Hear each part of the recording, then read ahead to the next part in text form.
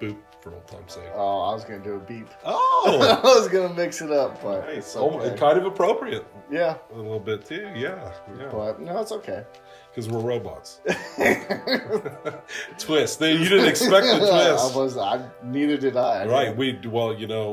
It's been a while since we've done an episode, so we had to come back with something big. So it's the big 2-8. Yeah, and that's the big twist, is that we're robots. Yeah. It'd be like, what was that fucking Goosebumps, Attack of the Mutant? When he cut his hand and he realized that he was a comic or whatever. Yeah, it's kind of like the same thing. What's up, bud? Hey, what's going on, man? What are you doing here? Hey, what? Episode 28. Yes, it's been a minute. Yeah, Phil and Chase watched everything. I almost said Phil. I'm Chase. I'm Phil. He's Phil. You know what? We could have flipped it. If you would have said Phil, I would have just said We just Chase. would have kept going. Yeah. But the whole time I would have kept acknowledging you as Phil. I don't know. I might not have. I don't know. I don't know why I'm choosy about running with bits sometimes. Almost like I'm trying to be counterproductive to the funniness of it. Shep would try to do that. Get one good joke and that's it. Shep, because when we were releasing Summer Camp, every night an episode premiered, we would go live immediately after, because we had that little like after show that was like back at the bunk. Yeah. And Shep insisted every time that he would like be in character and be like talking as if we just came from the episode. Right. And I never would do it with him. That's so funny. I would never do it with him. I might indulge him for the intro, but then I just wouldn't do it. But he would still be doing it, but I wouldn't be doing it. That's and funny. You said you were going to do it this time. I mean, you better have a good excuse for this. It almost became funnier to me at that point to just keep not doing it. No, he did it. That's funny. But so. Yep, it's been a little bit. I've been having to help my parents work on their new house. So typically we try to record on like either Wednesdays or Sundays, and my Sundays have been booked. I've been booked up for the past couple weeks. So I hope you guys are ready for a good episode. We're getting back into it. We didn't forget about y'all. No, so let's just get started because we got a lot for sure. We definitely caught up on going to the theater. That's for sure. Yeah. But you and I think, kicked it off with the same movie. Yeah. If I'm not mistaken. We went to the theater and caught Thunderbolts, my first time, your second time. Oh, yeah. I enjoyed it. Our first time going to be able to talk about it in full. That's true. Because I mentioned it the last episode, but because you hadn't seen it, I didn't want to really get into it. All true things. I enjoyed it. I really did. I did too. I liked it. I still liked it because I saw it in the luxury theater the first time, and then I saw it in IMAX the second time. I feel like I really got a good exposure of the movie. Of the movie. I got to see it, and I got to be a part of it. Exactly. So, always happy about that. I mean, I did like it, like because we were talking about earlier. I saw that article that said that it was like the second lowest grossing box office opening for a Marvel movie, and I was just like, really, like it really kind of surprised me a little bit, like because I enjoyed it, so I was like, second lowest. I was like, why? But because I don't feel like I've really heard anything negative about it necessarily. So I just don't, maybe people just aren't going to see it. I think that's what it is. I do. I think, because we kind of talked about, I do think some people are feeling fatigued. Some people jumped off the Marvel train a long time ago. Yeah. Because there's been highs and lows recently, but I don't know. I feel like, I know you and I talk about this often, where we just, I don't know, it feels like an over-exaggeration sometimes. It's going to happen. When you make that many movies, it's going to happen. Yeah. You know? When people give Quentin Tarantino shit about his, 10-movie thing, I think he has an immaculate point. Because he's just, some directors don't know when to quit, is what he's talking about. It's like sometimes, yeah, too much is, too much. Like, I feel like for us, like, yeah, we got a lot of ideas. We might make a lot of movies as the years go by. Hopefully. And you know what? I'm perfectly fine because I want to make a lot of movies. I'm perfectly fine accepting that some of them might not hit like others, And, but yeah, Quentin Tarantino's like, I want a flawless record. But then you get somebody like Woody Allen who's like practically putting a movie out every year until he got officially canceled. It's like, hey, get him out of here. And he went kicking and screaming. But I mean, yeah, like that's a great example of like, yeah, that motherfucker made so many movies, and it's just like, yeah, at some point you're gonna get your duds. Yeah. And I don't know. I still think like everything post Endgame, this whole multiverse saga, I just feel like people have been so dramatic about things. Yeah. I mean, granted, like, because there's a lot of great movies. There are some really good movies, and I feel like, but at the same time, it doesn't feel like phase 1 through 4 either. No, like, it does feel like there have been more, like, you can tell, like, there have been some, like, lower point movies where it's just this is just okay. You know what I'm saying? Yes. There's no doubt that the quality has dipped. That is 100% true. And we also kind of talked about that with Kevin Feige being like, just being spread too thin to be able to fully give the attention that some of these movies deserve. And it's like, I hear people bring this up, but I don't know how much like a lot of these people are taking into account, like just how much has happened in the time. Because Endgame came out in 2019. As we all know, in 2020, COVID happened, and this entire industry got upended. And really just, people are still like, sifting through the ashes of all that. We're still figuring out what the new Hollywood is looking like. Yeah, and then there's like the writer's strike. There's the writer's strike. Like there was COVID. There was the Jonathan Majors thing. Yeah. And then Disney Plus came out, and then Kevin Feige's getting spread too thin, and the regime changes at Disney, and just like one thing after another, after another, after another. And train. Nice. But yeah, Thunderbolts, they claim, is like, okay, they're trying to get back on track. This is their first movie with that. There it is. There it is. I felt that. I liked it a lot. I did feel like this movie felt more like Infinity Saga. Yeah. Because I did enjoy it. I felt like, I don't know. There were some aspects where I wish like could have been a little bit different. Like I felt like John Walker, could have had a little bit of a, I don't know, because I liked Wyatt Russell's performance, but I felt like they could have done more with the character. You know what I'm saying? I just, for a character that's such a dick, I do like that character. Yeah. So I was excited to see him in this movie. I just felt like they just used him as a dick as, like, the punchline for, like, a lot of the jokes and stuff like that. I feel that. I did see somebody describe this movie as being a Black Widow sequel, and I'm like, 100%. Yeah. Yeah. I could totally see that. Yeah. Especially, like, with, Florence Pugh, Yolanda, and the Red Guardian. Yeah. They were both great. Yeah. As usual. I feel like, I don't know. If you're talking about somebody I wish had like a bigger part in things is Bucky.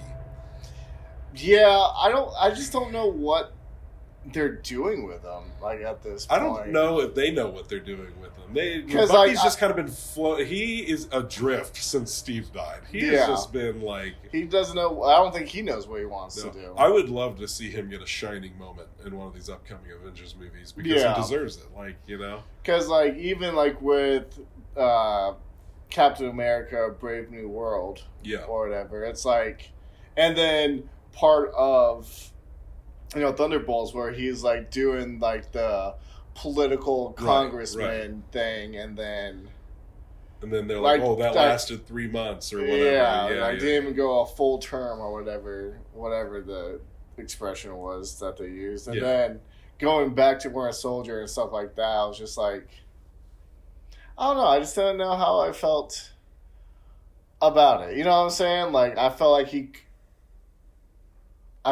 could have been more of like the focal point of it, but I feel like it was like Florence's movie, which I overall. was fine with. I mean, no complaints there, but it's like. But I think it could have been like a bit more of like, not that it's not an ensemble movie, but it could have been more of an ensemble movie. It could have been more of like, okay, it's not just Yelena, it is Yelena. It is which is kind of what I expected out of this a little bit more, is that like it's more of like this team dynamic. Yeah. Which it is. Again, I think you know what I'm yeah, I get what you're saying. Where like, I felt like it would have been more nice if like everyone kind of had more of like their moment to shine. Which I mean, I guess they do in their own ways, but we know what we're talking about. Yeah. And if you've seen the movie, you might also know. I feel like I want to compare it to Guardians of the Galaxy.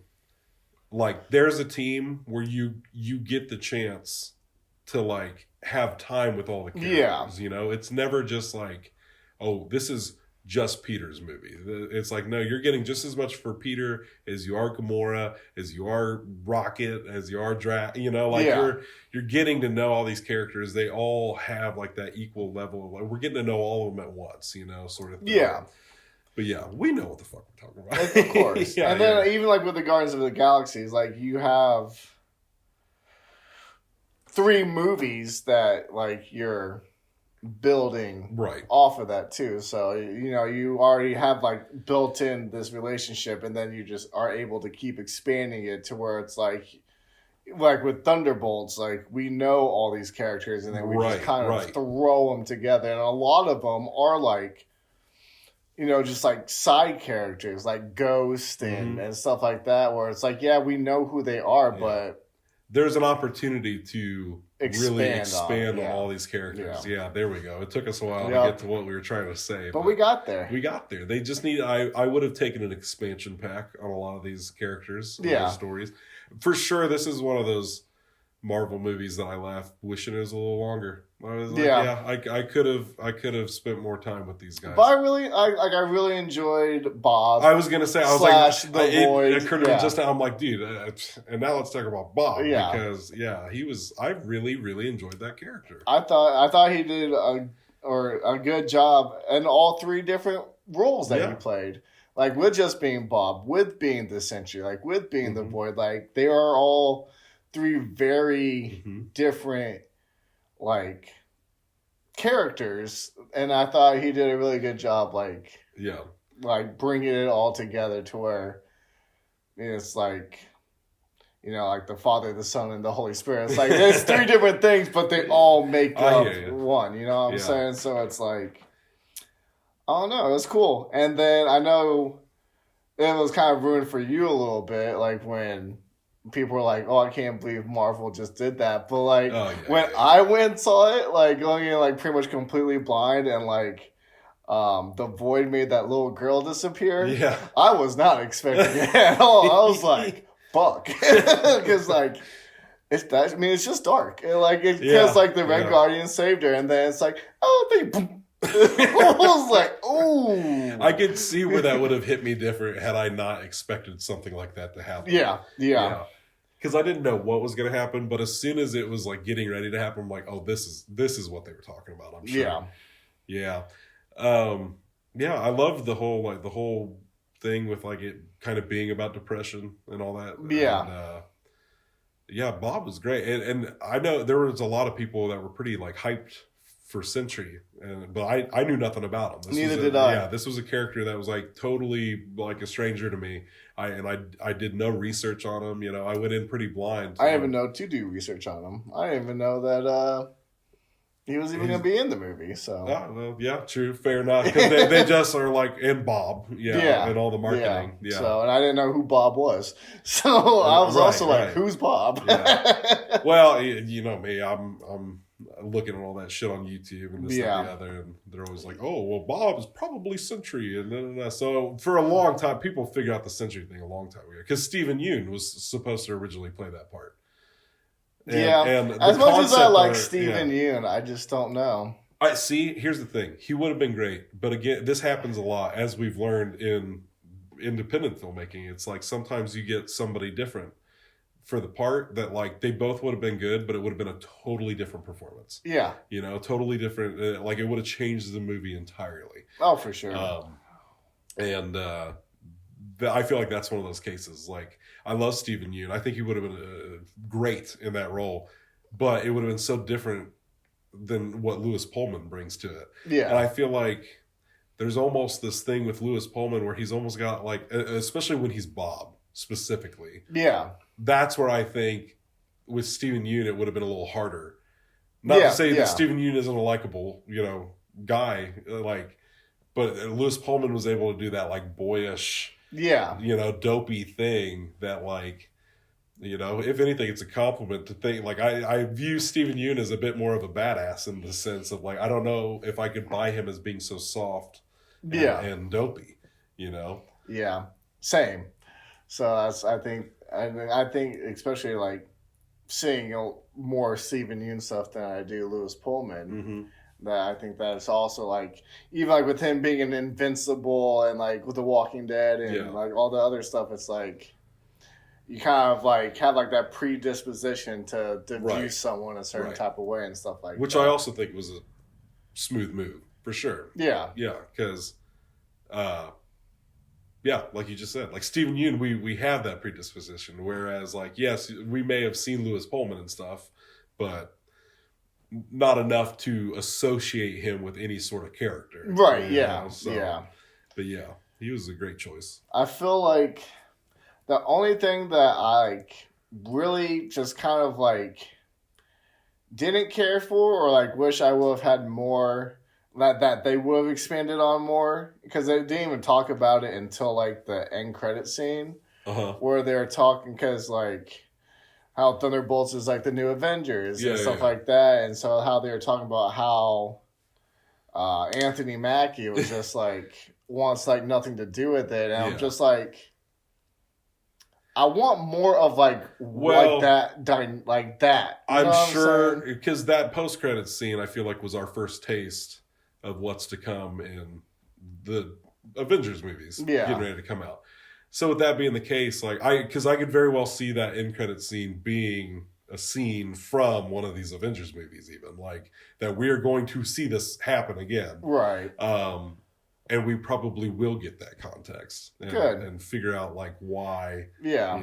Especially like going off of Brave New World and having, you got Falcon and Winter Soldier, then you go to Brave New World and you got Bucky and fucking Sam's relationship that they have. And then all of a sudden, Sam's, mad at Bucky and he's suing for the name and like he trademarked the Avengers and all this shit. And it's just like, what? Yeah, but because like I don't even think that's his call to make. Because like just because he's Captain America doesn't mean he is like the staple of. Well, he Avengers. is tasked in Brave New World. He's tasked with, reassembling the Avengers.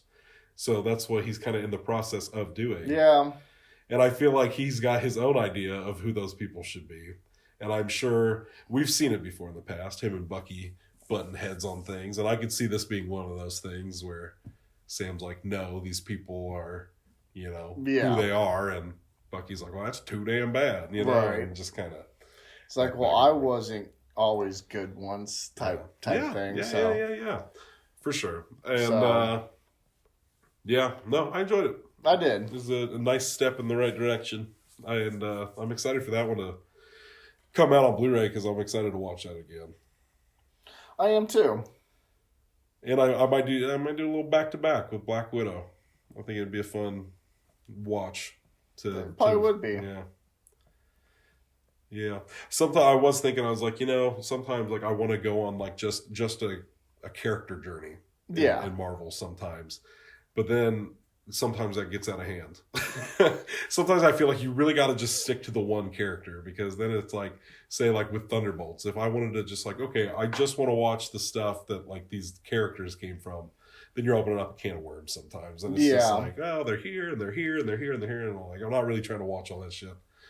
And I guess this was kind of a bit of a culmination for Valentina too. Yeah, because they've been building that up since like Endgame. That's about the most built up thing that has been going on in the multiverse saga, like the most consistently built up thing. This is like she's like the goddamn Thanos of the multiverse. You know, it's like funny.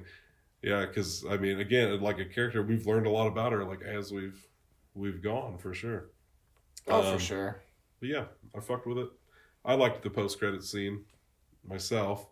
I thought it really, again, it just kind of felt more like, you know, old Marvel, where it's like, okay, now this gets me excited. Like now I'm excited for this next movie. Like, and it wasn't just like a throwaway thing. It wasn't something stupid. It was meaty. It was like a whole thing. Like it was worth sitting through the credits for, you know? And then, you know, no matter how, whatever anybody thinks of it, when I saw that Fantastic Four thing, I couldn't help but fucking get excited, you know? Like, I love the Fantastic Four. So when they zipped through that, I was like, oh. I was like, so, well, interesting. Because everybody's like, oh, well, now we know how Fantastic Four ends. And I'm just like, but we don't. Yeah. Like, just because they come popping out of a portal, it's like, okay, so we can assume that they go into a portal. Who's to say that happens in Fantastic Four? You know, how do we know that's not going to happen earlier in the Avengers movie? You know? Like, right, That's what I mean. People just being dramatic as fuck, man. Oh, for sure. And I guess like my disappointment with that in particular was it's like I felt like it was already, you know, prefaced that the Fantastic Four is going to be in like Doomsday and stuff like that. So it's not like it should be a shock to anyone that it popped up. You know what I'm saying? Like it's not like it's something we don't already know. Yeah. So, but I can see where people like oh, like I get it, but I was just didn't care. I guess more than anything, but that's just me. Hey, you know, so it happens. Did you watch? Did you get around to watching Hard Eyes? I did not. That's one that I did not get to. Well, then I'll just knock that out real quick. I did. I did watch Hard Eyes and really enjoyed it. Really did. It has been one of my favorites of the year so far. I feel like there's going to be a lot of those in this episode. I've definitely, you know, we're almost to the halfway point of the year, and a lot of the strong movies are starting to show themselves a little bit. This is one of them. I was surprised. I'd heard good reviews, but I was like, but why? I was like, why is it so good? It's just like a slasher flick. Like, and when I watched it, literally, and you'll know exactly what I'm talking about when you watch the movie. As soon as it starts, like the song that's playing during the opening of this instantly told me what I was in for. I was like, oh, okay, Train, yeah. Another God Train. damn. They get rowdy at night, don't they? They sure do. God damn trains. Out here howling at the moon. But yeah, like within the first like few moments, you're like, oh, interesting. Like you can. It definitely is funny. I don't know. I wouldn't call it a horror comedy necessarily. Right. But I might be inclined to call it a horror rom-com. Because I saw I think it was the director or somebody had said about the movie that they wanted, you know, the horror slasher stuff to feel like horror slasher stuff, but all the romance, they really wanted to feel like you're watching like these, you know, classic romance movies, right? You know, with all the, and I feel like they nailed it.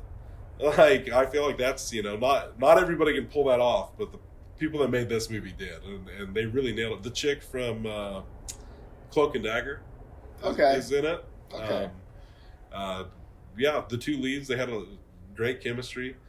Yeah, it was just a lot of fun. I just didn't expect, because the romance, you do buy into it. Like, what was that? What are you looking at?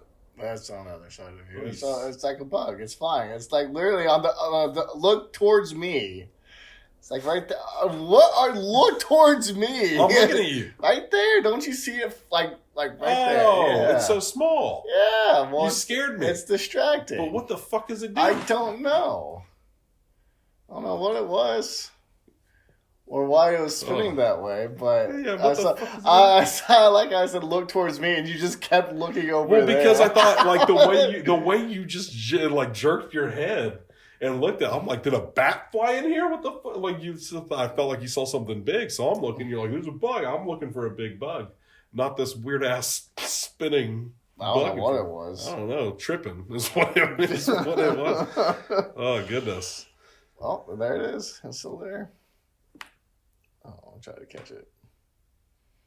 What the fuck is going on? I don't know. Yes, yeah. It's It's folks at home are getting a real show tonight. Sorry, guys.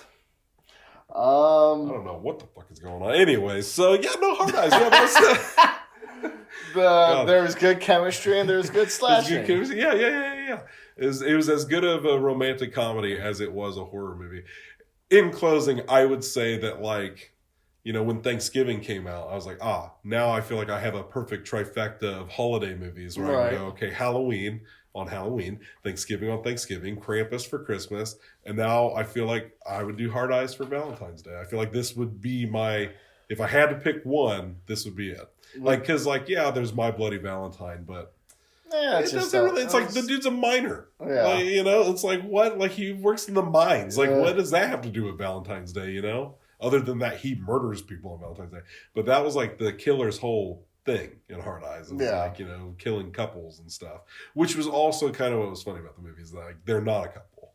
And they kept trying to make that clear. They're like, I don't understand why you're trying to kill us because we're not a couple, you know. Like, and we just fuck. I will say though, I do feel like I figured it out, but before the end of it, I definitely feel like I knew who the killer was. Well, I'll see if I'm surprised or not. Yeah, because like when I watch the trailers, I'm like, this looks just okay. I agree. Then I heard people watch it, and then they also said it was just okay. I was like, well, that tracks. But then you're like, I really liked it. I'm like, well, fuck. Now I have to reevaluate my whole thinking on it. Yeah. So I'm still gonna go in with my same low expectations, but I'm at least now willing to give it a chance because I just wasn't gonna watch it. So I feel you. When I saw the trailer, I thought the same thing. I was like, okay, cool. But if it was worth checking out, I'll give it a watch. I feel like it's one of those things with slasher movies where it's hard to market a slasher movie. Like if you're trying to do something different with it, it's hard to market that part of it.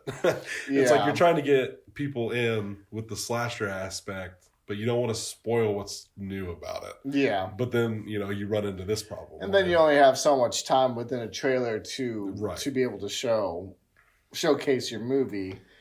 So you kind of have to pick a lane. Yeah. Anyways. To that aspect. What we got next? I watched Spirited Away. That's right. You did. I did. And I quite enjoyed it.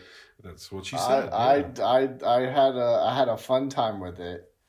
I hear it's like one of Japan's like biggest movies ever. And so like the podcast that I listened to, they were talking about it. So, well, they were talking about the director's whole filmography. Yeah. So Miyazaki. Yep. So I wasn't going to try to because I'm terrible with pronouncing names. So I was Miyazaki and Studio Ghibli. Yep. Mm-hmm. And so I want because they're like, oh, it's like one of his best films. So I was like, oh, I saw it was on HBO Max or Max. And, no, they're back to HBO Max. And now it's back to HBO Max. Yeah. They just recently rebranded back to HBO Max. That's funny. It is funny. Regardless. So I saw it was on HBO Max, and kudos to all the people that never stopped calling it HBO Max. Well, because they still was. They knew what the fuck it was. But yeah, so no, like I thoroughly had a good time with the story. That was a train movie. Yeah. There's quite a few times where the train gets brought up. So, but yeah, I thought it was good. I liked it. Have you seen it before? I have, but it's probably been a while. Well, it's been a while. I think it was probably 2017. Yeah. 2017 was the first time I saw it.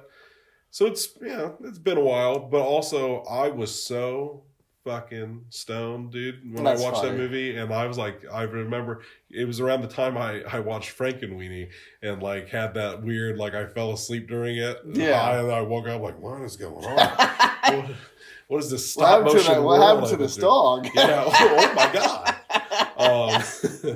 But yeah, I watched Spirited Away around that time, and I remembered liking it. But I felt like if, for one, it was nice to like hear someone talk about it prior to watching it, because sometimes it's nice to have people kind of put things in context for you. So it's like, so when I did go and watch it, it's like, okay, I already have like a general idea of like what's gonna happen and like how they interpreted it. So it's easier to go in and be like, okay, I can see all these points and stuff like that. And I felt like I was able to get more enjoyment whereas like when I watched The Boy and the Heron, I was just completely confused. I'm like, I have no idea what the fuck is going on, what this means. Who's this boy? Why is there a heron? What the fuck is going on? Yeah, why is a man the heron like that? Like all of it was fucking confusing to me. So it was nice to kind of have like the context of what was happening and what was going on. But I did enjoy it. Yeah. I don't watch a lot of anime movies or otherwise, so it is something that I think moving forward that I would like to try to start branching into more and kind of expanding my movies. For sure. I know there's some really good ones out there. I've seen a lot of good ones. I've always preferred anime movies over anime TV series.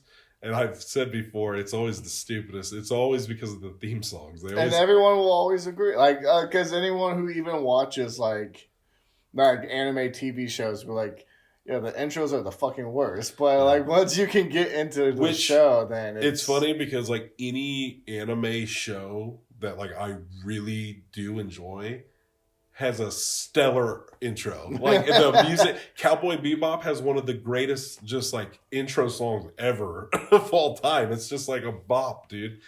And it's a bebop. It's a bebop. It's fucking, it's radical, man. It's so good. And then there's like, you know, the shows like from our youth, like Pokemon and Naruto and Yu-Gi-Oh, shit like that. That like at the time I would have never thought like, oh, we're watching anime, you know, like duel. But yeah, like I've seen some good ones. There was one I watched like when I was working at the library, and I ran that little anime club for the kids. I educated myself a lot at that time because I didn't know a lot about anime, but I knew that these people, like these kids were. They're still people. They are still people. I thought that's why I stopped talking. I was like, wait a minute, yeah, they're still people, but these high schoolers want a third train. I told you they get rowdy at night. What is up with that? Good lord! It always happens when we do late night fucking recording. They know. Yeah.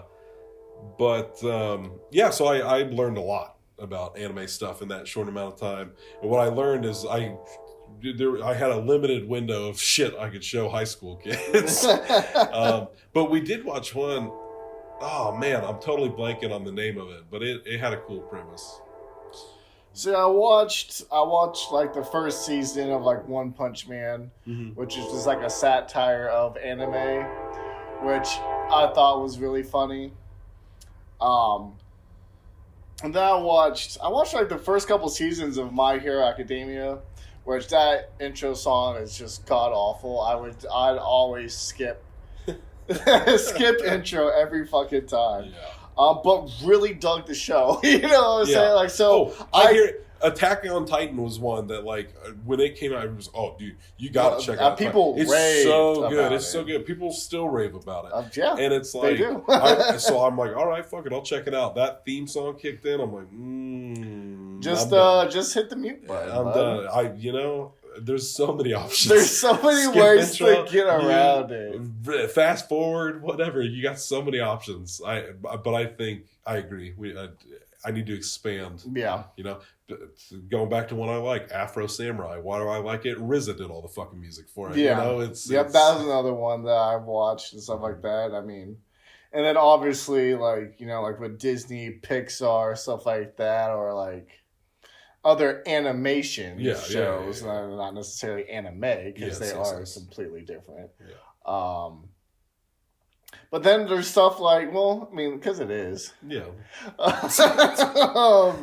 But then you even have something with like the Rick and Morty anime show. Yeah. And I watched the first episode and I was like, I can't do it. Like because I mean, it was only the first episode just came out and I just like finished binging like season 7.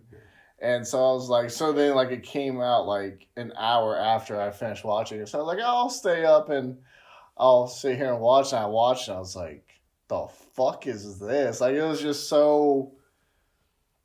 everywhere. I'm just like, I don't even know I don't even feel like I'm watching Rick and Morty right now. It's like someone just took these characters and just made a completely different thing out of it. But yeah, there's some good ones. I could give you some recommendation. Akira is a classic. It's inspired, all of science fiction since. Like, I know it really was heavy, like for the Matrix and all sorts of science fiction movies have been inspired. People still do the fucking Akira like motorcycle slide in movies all the time. Oh yeah, is that when you just slide on the ground on the motorcycle? Mm-hmm. Yeah, and then fucking there's a movie called Paprika that ooh, spicy. I watched it because they said it's the movie that kind of like inspired Inception, and I was like, interesting. So I checked it out, and that was it. It was an interesting movie. But those Studio Ghibli movies, I mean, they're hits. I mean, those are when I was younger. I mean, before I actually started branching out into any sort of anime, like I was young enough to not even know like what I was watching anime, right? But like Kiki's Delivery Service, I used to fuck with that movie hard, and, never seen it. Oh, really? Is it? I've never seen any of his movies. Not a one. Huh? Not a single one. So the most of them are on. I haven't. I mean, HBO I'm not going to sit here and make it sound like I've watched a lot of his movies. I've seen Kiki's Delivery Service, Ponyo, and Spirited Away. I'm pretty sure that's it. Like, yeah. But little fun fact about Spirited Away, if I'm not mistaken, that was the year they first did the best animated feature at the Oscars, and he won. And they won. Yep. Yeah, and he didn't know how to feel about it. Oh, from what I understand, yeah. Interesting. Yeah. Interesting. I didn't know that. Yeah, there's a lot of little stuff. I mean, with listening to the podcast and like one of the co-hosts is like big fan of his movies and stuff like that. Yeah. So he had a lot of little information to drop on me and stuff like that. So I try to soak it all up as much as I can. And I will say there is a connection between this movie and a movie we'll talk about later on this list. Okay. But we'll get back to that. Sounds good. Yeah, so I guess next up on mine, unless you got more to say about Spirited Away. No. Okay. Is a movie I believe we both watched, Novocaine. Yes. Yeah. We did. Yes. It's on my list. Yes, great. So, I watched Novocaine. Also, released from this year. And recent. Like in the past couple months, right? I loved it. I right now am going as far to say it is my favorite movie of the year so far. I don't think it'll stay there by any means. I don't think 2025 is going to come to a close and I'll be like, Novocaine was the best movie of 2025. But it's one that just like really worked for me on a lot of levels. I thought the chemistry between Jack Quaid and Amber Midthunder was palpable. I was just like, the chemistry was fantastic. Yeah. Plus, I like Jack Quaid.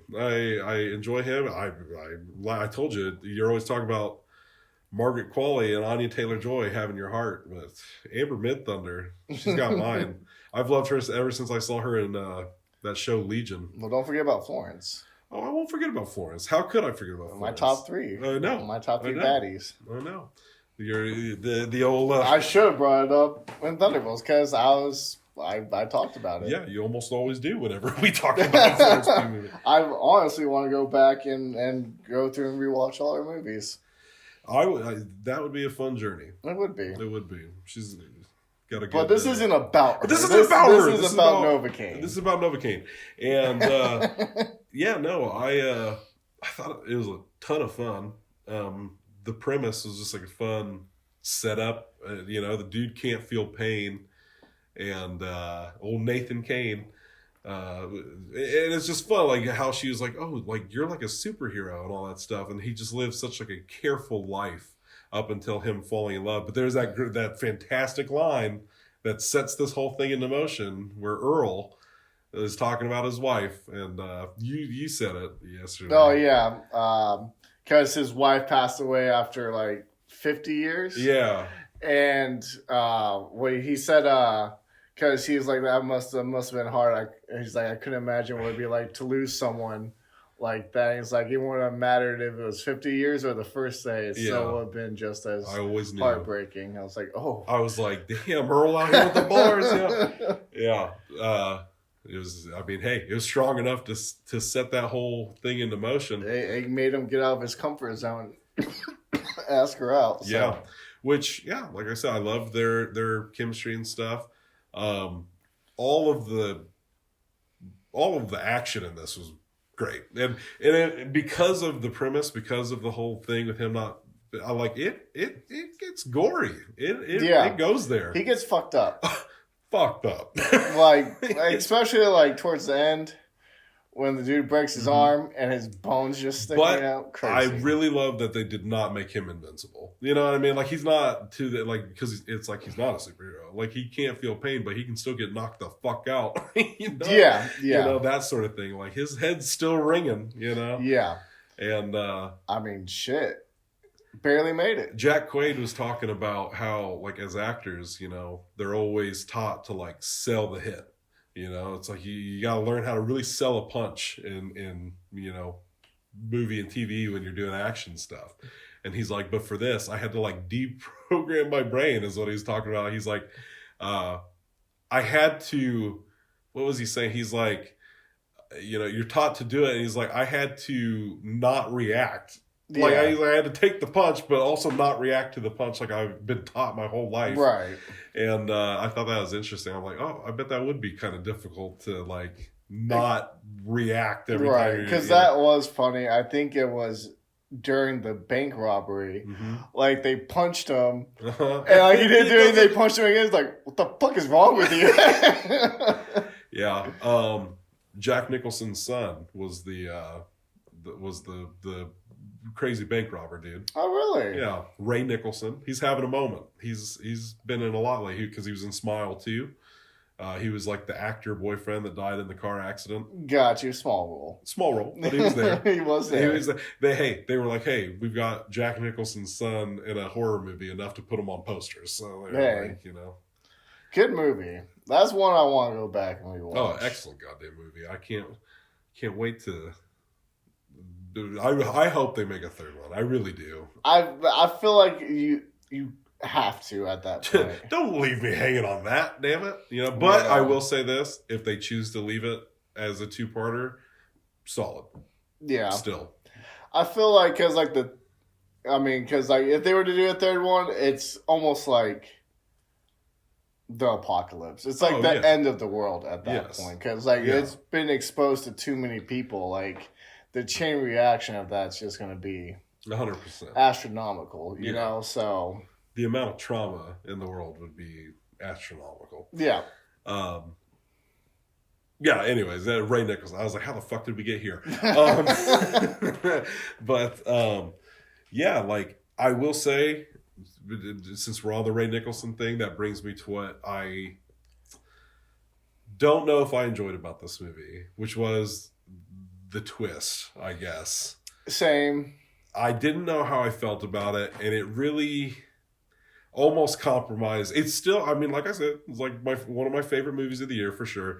But it did almost compromise like just how much I enjoyed the movie, because why I was enjoying the movie so much was this romance, was the chemistry, was what, like, he is fighting for this girl and stuff. And it's like, I could see where the creators are like, yeah, but they do that all the time. Let's do something different. Right. But this one it almost just felt like a cheat. It almost felt like, I was like, I didn't like it. It made me feel icky. And I hated that he was still coming after her. Like, and I don't know. Well, he didn't find out until. No, I know. Way I know, later. but we did. We found out sooner than he did. That's what I'm saying. Yeah, that's what I'm saying. It's like we knew, and so it was making me feel a certain type of way about him going through all of this, only to find out what he found out. And then, I don't know. It's like, I guess I was glad that they did stay together, I suppose. I am. But I'm more glad that they stayed together because there was like, that was like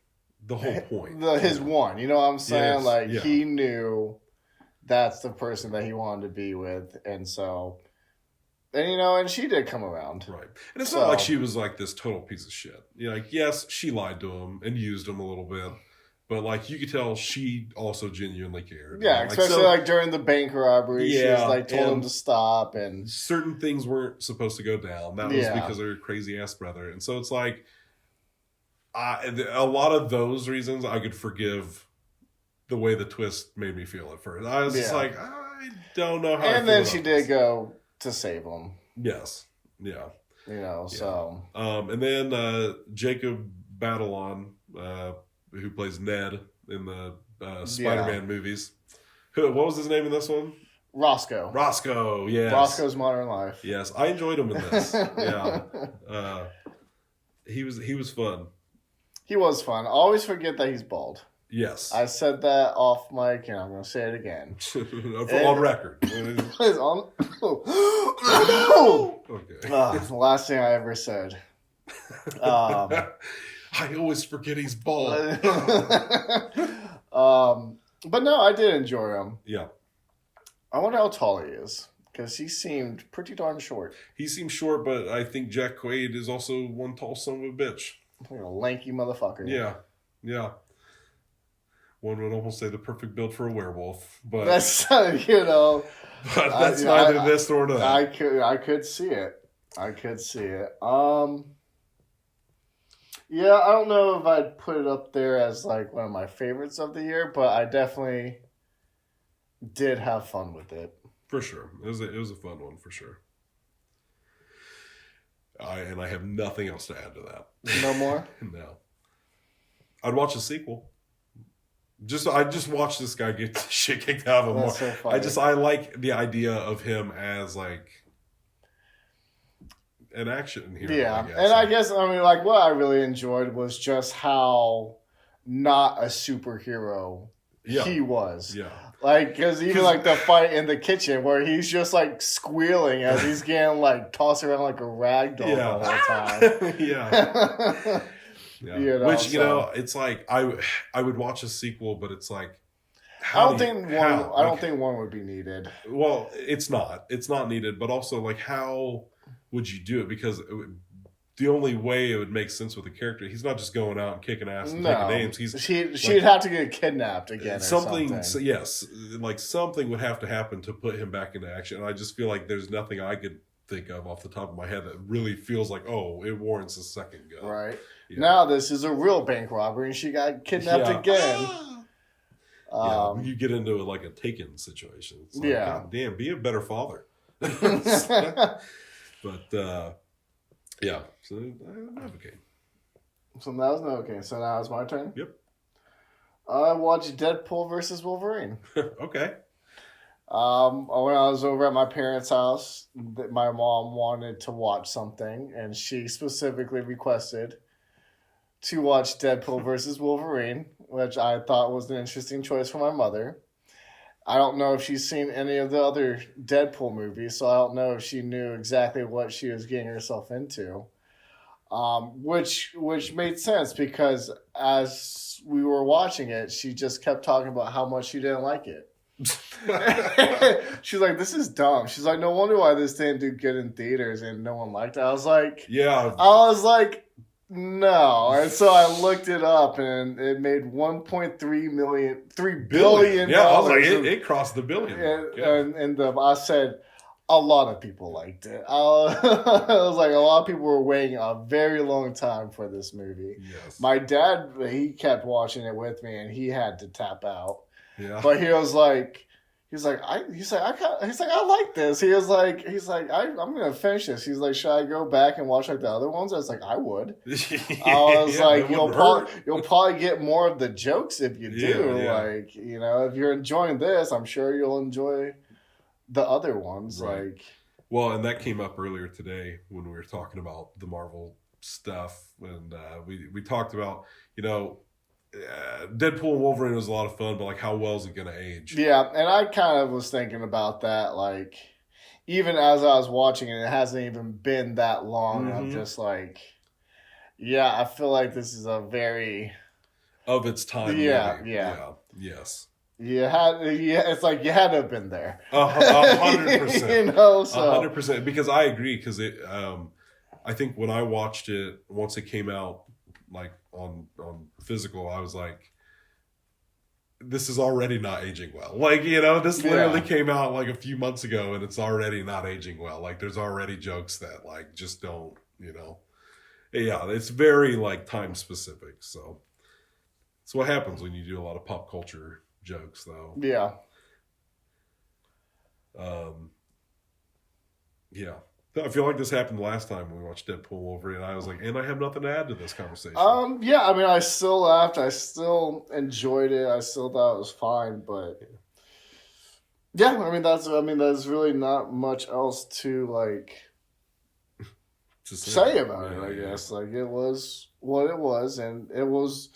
I mean, it was still enjoyable. I fucking went to the sold out theater in crutches to fucking watch that movie. Yes. So, yeah.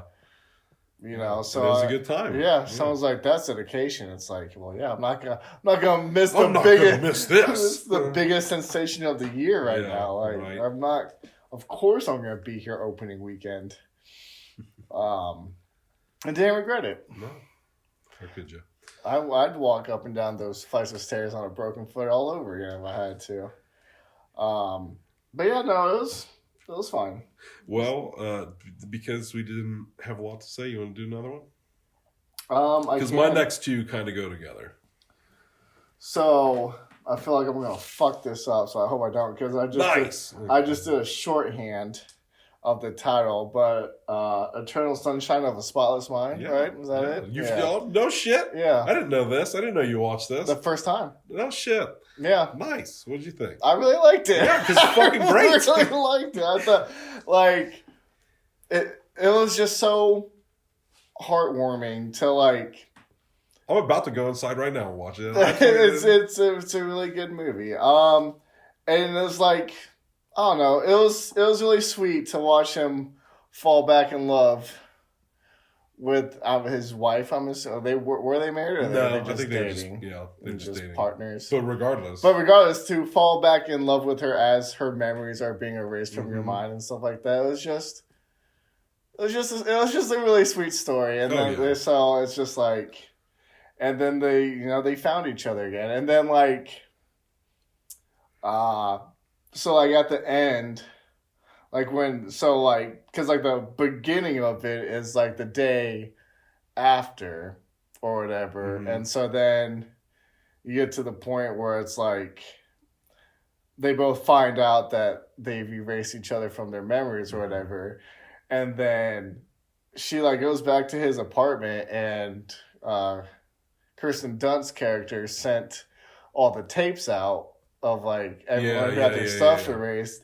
And so like it's playing as like he gets in there somehow. I don't know why it was already pre-playing or if he played it and then she showed up. I'm a little fuzzy on the details, but whatever, it was playing while they were in there. And like he was just talking all this shit about her and about how he didn't like how she changed her hair and how she thought that like she just fucked people to get their attention, and so like venting like the worst shit about her. And then she's like, oh. And then like I should go. I'm like, don't you fucking do this to me! Like we just went on this whole journey.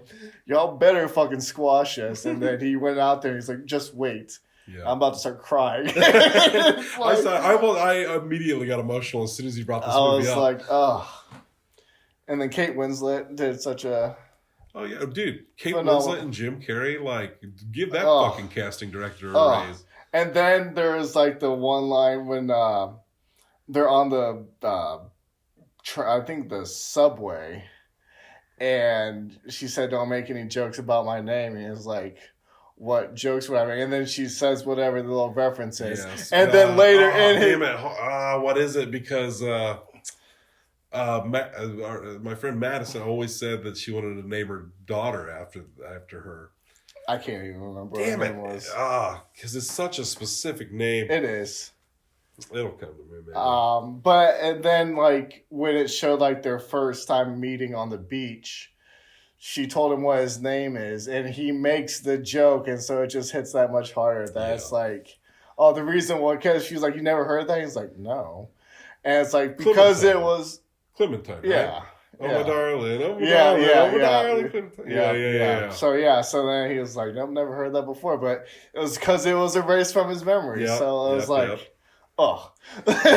just like, oh no, it was just a really sweet movie. Like I've always heard good things about it, and I saw that it was on HBO Max. I'm like, I need to I'm trying to get some movies in. I'm like, I'll watch this. Like, I'll fuck around with it. You know, we'll get more into this in the next episode. But currently, we've been going to a film festival this weekend, and we'll talk more about those films in the next episode. But there was one that we saw today that I feel like had that sweet vibe. You know, it's the one with the birds.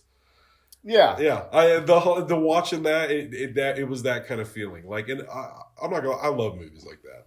I mean, how could you not? Yeah. You know, because it's like they're emotional and they make you, they make you cry, but it's not like it's sad, but it's like, it's so sweet too. It just kind of reminds you of it's heartwarming and it's beautiful and like just how beautiful life can be sometimes. And then like, I thought it was funny too, like how like Kirsten Dunst's character was like all about the doctor. He's like, oh, he's just so amazing. He's so awesome. And then it was Mark Ruffalo, right? Oh no! That's yeah.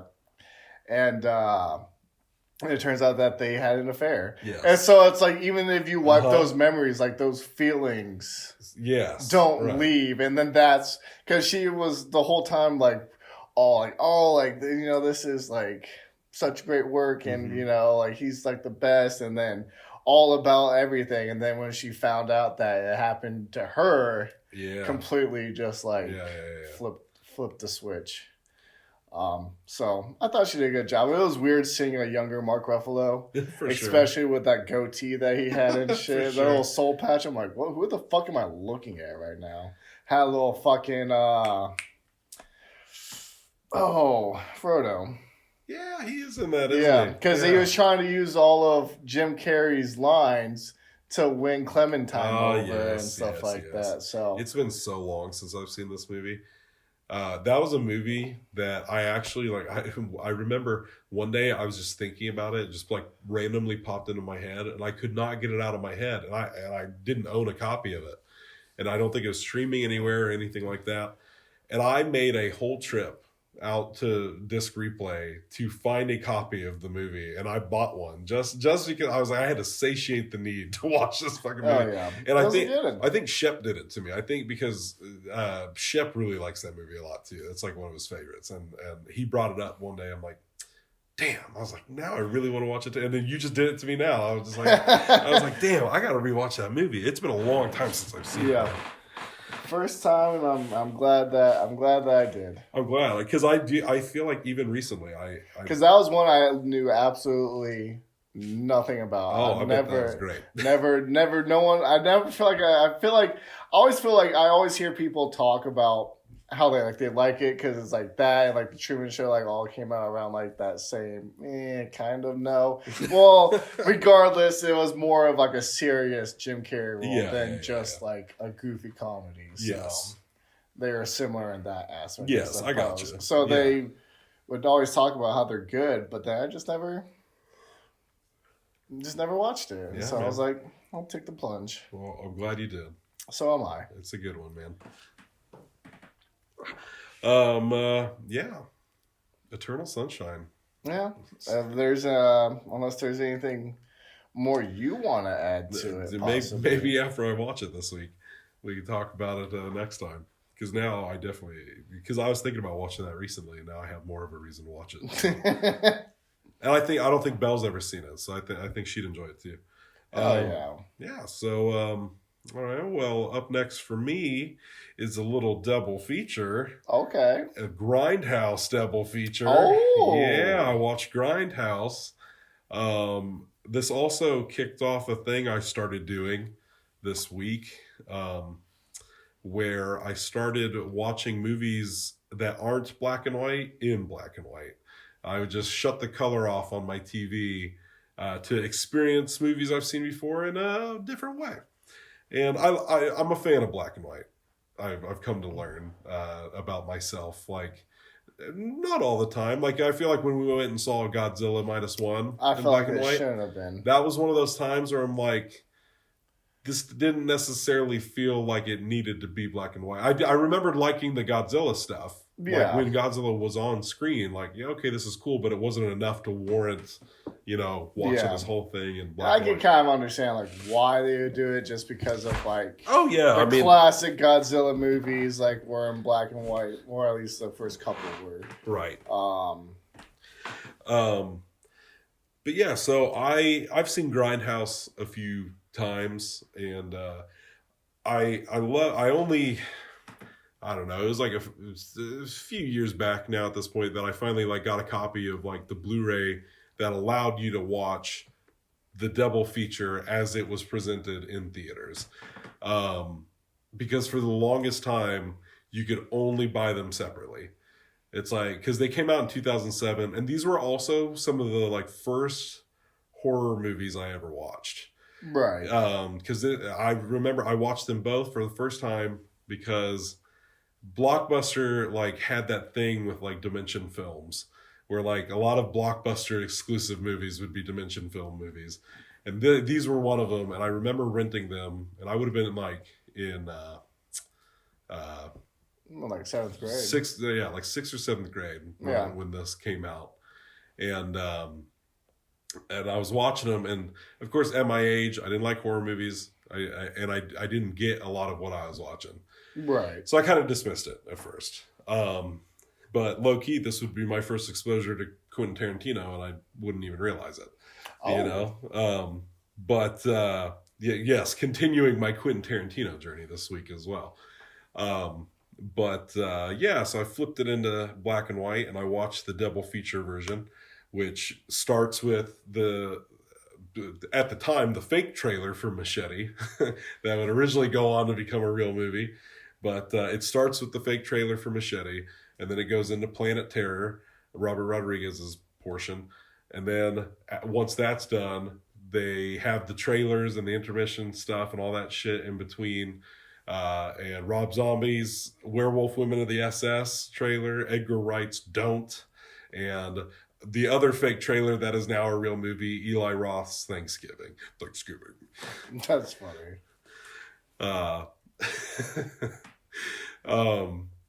It's what the whole trailer, they just keep doing that over and over again every time whatever happens, because Thanksgiving. This home, you'll be coming home in a body bag. Thanksgiving. That sounds like fun. Oh, it's so silly. But so, and then it's Quentin Tarantino's Death Proof, which I haven't seen. Yeah, so I'll have to borrow your little double feature. Yeah, I'll let you. Thank you. Have you seen either of these? I want to say, I feel like we watched Planet Terror together. We might have. It's very possible that back in the day we did, because when I did, because I ended up buying copies, because it would only be shortly after I tried watching these for the first time that you and I would meet. Because I remember I watched them when I was still living in Tennessee. We would meet a few months after the fact. Then we watched Halloween. I got more into horror movies, and then I found my way back to these. Because wasn't Planet Terror the one where Quentin Tarantino was starts melting. Yes. Yeah, so yes, yes. I have seen it. Yes. And then the kid shoots himself. Yeah. So yeah, I have seen Planet Terror. And I will say, I think I've determined that I love when Robert Rodriguez does horror. There's some of my favorite movies of his is his horror movie. Planet Terror, The Faculty. I know I'm blanking on a big one. From Dusk Till Dawn. Yeah, like literally might be my From Dusk Till Dawn and The Faculty are probably two of my. Actually, I'm pretty sure all three of the movies I just named are my top three movies. Because I like Sin City a lot. You know, it'd be top five for sure. But and it's hard because I feel like I would have to separate his kid stuff from his adult stuff a little bit to make a proper ranking, because then it gets muddy with the Spy Kids movies. Yeah. But yeah, man, I love Planet Terror. You got Bruce Willis, Josh Brolin, all sorts of stuff. Plus, a little fun fact for you. Oh, damn, I'm blanking on the actor, but the character that he plays is Earl McGraw. And his character is the thing that ties several movies together, making them all kind of take place within the same universe. And those movies are From Dusk Till Dawn, and the Kill Bill movies, and Planet Terror, and Death Proof. So all those movies kind of take place within this. So Planet Terror would be like the end of this timeline as the world, you know, ends. But you also got Kill Bill happening. You also got these vampires over like in Mexico, and it's just like, damn, what a world. Because at the beginning of Death Proof, or no, at some point in Planet Terror, they say something about the death of one of the girls in Death Proof. And it's like, this one goes out to Jungle Julia, you know, and that's a character you meet in the next movie and stuff. And it's just fun to see how they're connecting. So, but I love it. I love zombie movies. And so it's a lot of fun as a zombie movie too. Yeah. But going back to the black and white of it all, really enjoyed watching this movie in black and white. Like, really enjoyed it. I mean, it looked phenomenal in black and white. And it made a lot of the effects look better. Because I feel like I really realized this when I watched Zack Snyder's Justice League in black and white when they released the Justice is Gray version. Yeah. Because I watched the original version, and there were just moments that felt so gratuitous, as Zack Snyder is known to do. But for whatever reason, in black and white, they didn't feel as gratuitous. Like, it felt... I always feel like when you're seeing things in black and white, it streamlines things a little bit more. It just kind of makes things like a little bit more simplified in a way. Yeah. And coherent sometimes. And that's like my preferred way to watch that Justice League movie. And I felt this way watching this in black and white. Like, this is a very colorful, saturated movie. Right. And it already has like the film grain on it and stuff. And so it's interesting because The Mist has that bonus feature, like on their special edition Blu-ray, they've got the black and white version of The Mist, which I watched recently. You watch the OG version and it feels like you're watching a 70s monster movie. You take the color out of it and now all of a sudden you feel like you're watching a 50s monster movie. I mean, it totally changes up the vibes. Yeah. And Planet Terror kind of had that same effect a little bit when I did that. Nice. And black and white really hides visual effects pretty well too. Yeah. Like it helps it blend a lot better.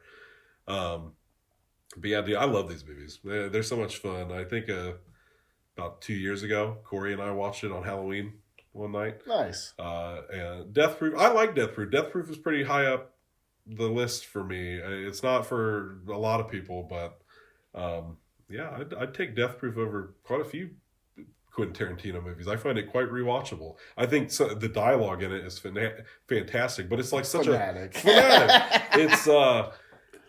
It's just such a simple movie. Like, Death Proof reminds me the most of Reservoir Dogs. Like, right. Whereas like I feel like some of his later movies you could kind of bunch together. Like, oh, these are kind of the same. These are kind of the same. I would put Reservoir Dogs and Death Proof in the same camp. Like, they're very simple movies with, like, here's your characters, and Kurt Russell is a great villain. Stuntman Mike, And then you get like Rosario Dawson in there. You get Mary Elizabeth Winstead in there. You get a lot of great actresses that come into the back half of that movie too. And it's a lot of fun. It's just a big car chase movie, basically. Oh, yeah. Yeah. And he's a serial killer with a death-proof car. But to feel the effects, you really got to be sitting where he's sitting. But yeah, Grindhouse. It's fun stuff. I would have. That's one. If they ever did like a theatrical re-release, I'd go in a fucking heartbeat. I'd cancel plans. I would love to go see this in a theater or at like the drive-in or something. Oh yeah, it'd be a blast. Especially if they already double features at the drive-in, anyways. Like it's the perfect double feature. Yeah, because that's the whole thing. Is like the whole idea of doing the Grindhouse double feature in the first place was to like throw back to Grindhouse theaters, and this is what they used to do. Is like have these, double bills with these B movies. Yeah. And it's fun. That does sound like fun. I would still watch Werewolf Women of the SS if Rob Zombie ever decided to make it. And Nicolas Cage as Fu Manchu. Oh, it's fucking just ridiculous. And they got Nicolas Cage. It's crazy. Yeah. But I say that as if everybody doesn't get Nicolas Cage. Anyways. That's Grindhouse. I watched Howl's Moving Castle. Oh, you just started diving in, huh? Yeah. You're inspired after Spirited Away. I was, and I wish I would have got more in. But I plan on watching all of them, so. But that one was also fun. I know that's a big one too. Like I've never seen that one. Yeah, it was pretty cool. I enjoyed it. I enjoyed some of like the symbolism and stuff like that. Apparently he's like real anti-war, like pacifist, and so it's like he has a problem with like just like the violence and everything like that. I think also growing up in like a post World War II era, and then like seeing all like the effects of like as a child growing up and stuff like that. So I think that had like a big impact on him and stuff like that too. So it was cool though. It was cool. I enjoyed watching it. Heck yeah. Our theater always like every year they do Ghibli Fest. Yeah. And I always say one of these years I'm going to go because I've never seen most of these movies, and I'd love to go check them out. Oh yeah, it's so far it's been a fun journey. If you ever check out our buddy John, maybe you can see it in summer camp when he's got his shirt off, but like he's got a lot of Miyazaki tattoos. Well, now I've known. Yeah. But also not watching the movies, why would I have known that? So but yeah, that's cool. That's definitely something I'll have to make sure to bring up the next time I see him. Yeah. Because I'd have watched all the movies, hopefully, by then. So hopefully. We'll see. We'll see. Yes, indeed. But yeah, since you haven't watched it, I won't get too deep into it. But it was definitely worth checking out. I'll definitely check it out. I'd like to dive into his filmography for sure. Yeah, because he only has like so many films. Yeah. He has like 8, maybe a little bit more. Really? It's not a whole lot. I felt like he had more. He probably does. I might be selling it a little short, but it's not. It's not a whole lot. Yeah, either. I feel you. But yeah, that was next on my list. Let's see how. It's time for our listeners' favorite part of the podcast where we discuss. Oh, is it? I was like, damn, we're doing so good. What like, we're gonna do? Well, because you watched more movies than I did.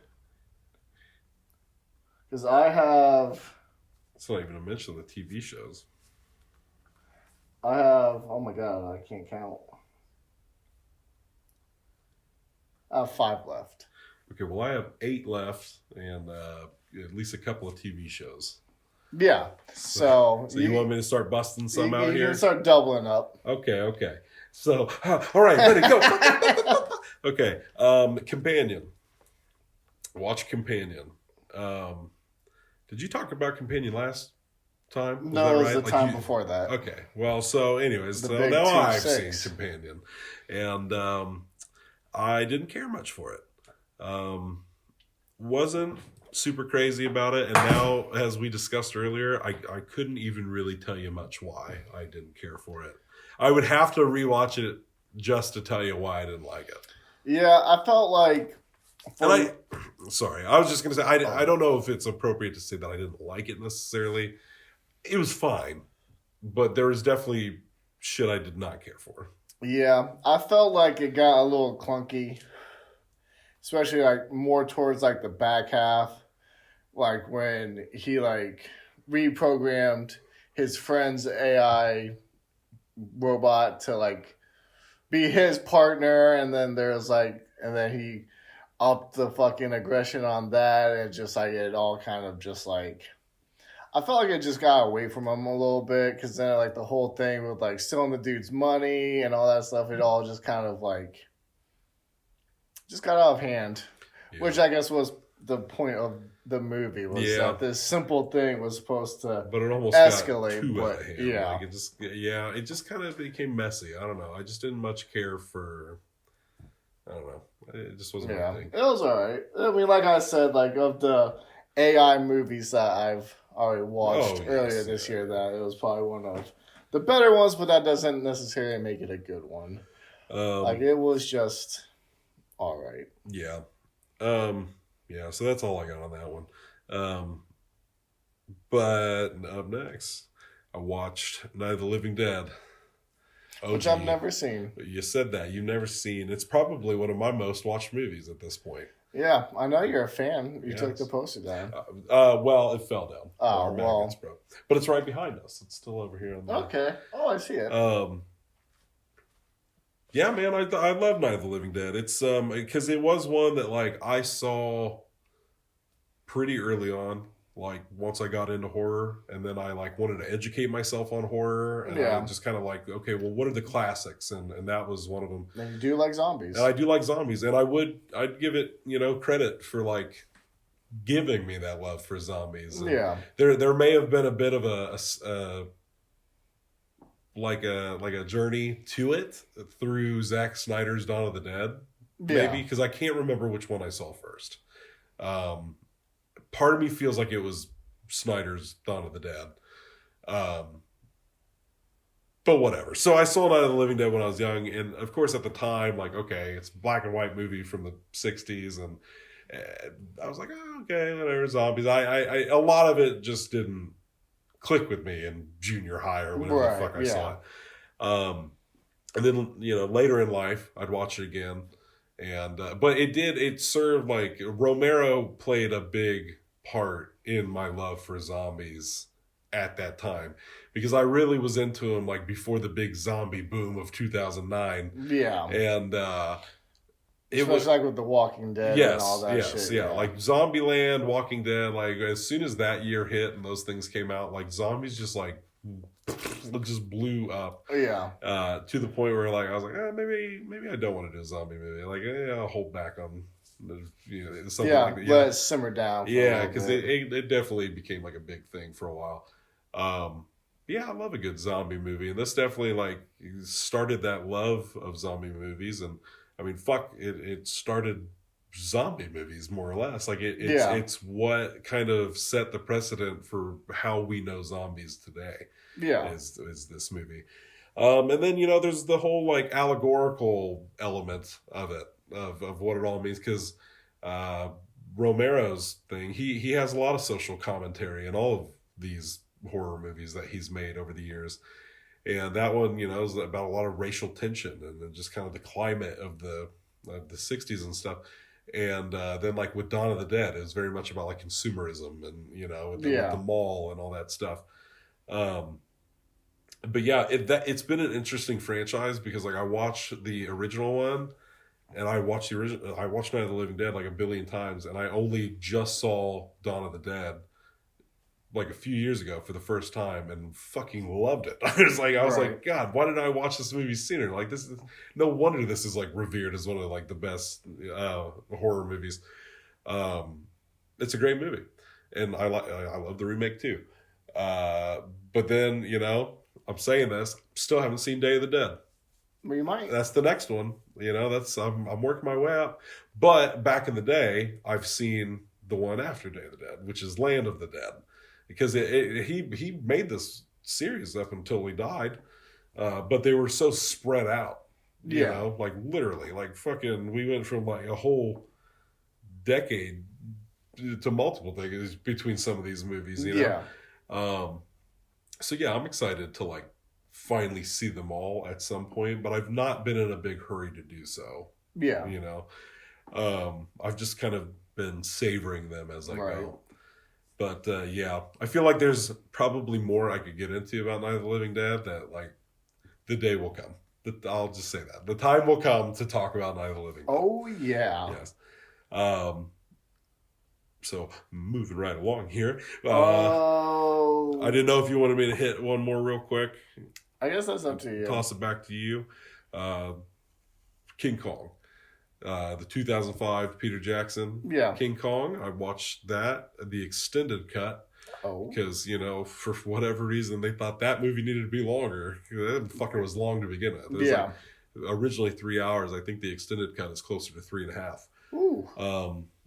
This was another one I cut the color for and was happy about it. You know, it felt like a throwback to that OG King Kong, and the effects looked fantastic. I hadn't seen it probably since 2005. And Jack Black is great in it. Adrian Brody's great in it. Naomi Watts is great in it. And it might be, I don't know. If I had to like make a ranking of Peter Jackson movies, I don't know if Lord of the Rings would like even be in my top 3. Like as far as like, cause I'm not thinking of like, okay, like from a filmmaking aspect, yes, Lord of the Rings is one of the greatest, like, you know, motion picture feats of all time. But he's made some really fun movies, like Dead Alive, the one I always talk about stealing from the library. I mean, like that's probably one of my favorites. But King Kong, I think, is just excellent. I really like that one a lot. Yeah, I remember my uncle gave me a bootleg copy of it, like when it came out, and so like when I first started watching it, and like when they're in the jungle and it's like nighttime. Yeah, I was just looking at a black screen. Like there, so I couldn't even like fully enjoy it. So I don't know if I've ever actually even watched it like all the way through. So that's one I'll definitely have to check out. But I think what I should do is just go through and just like watch all the Kong movies, because I never watched the old one either and stuff like that. So. I did when we were really going on our Godzilla kick. I watched the OG King Kong, because then you got Godzilla versus Kong, the original Godzilla versus Kong. So I watched those two. I was trying to, because I'm a King Kong guy. I love me some King Kong. I love my monkey movies. What can I say? You always have. And this King Kong is Andy Serkis. This predates Caesar, you know? So it's like, and you can see it. I could totally, like, going back and watching this after becoming the Planet of the Apes fan that I am, I'm like, I see him.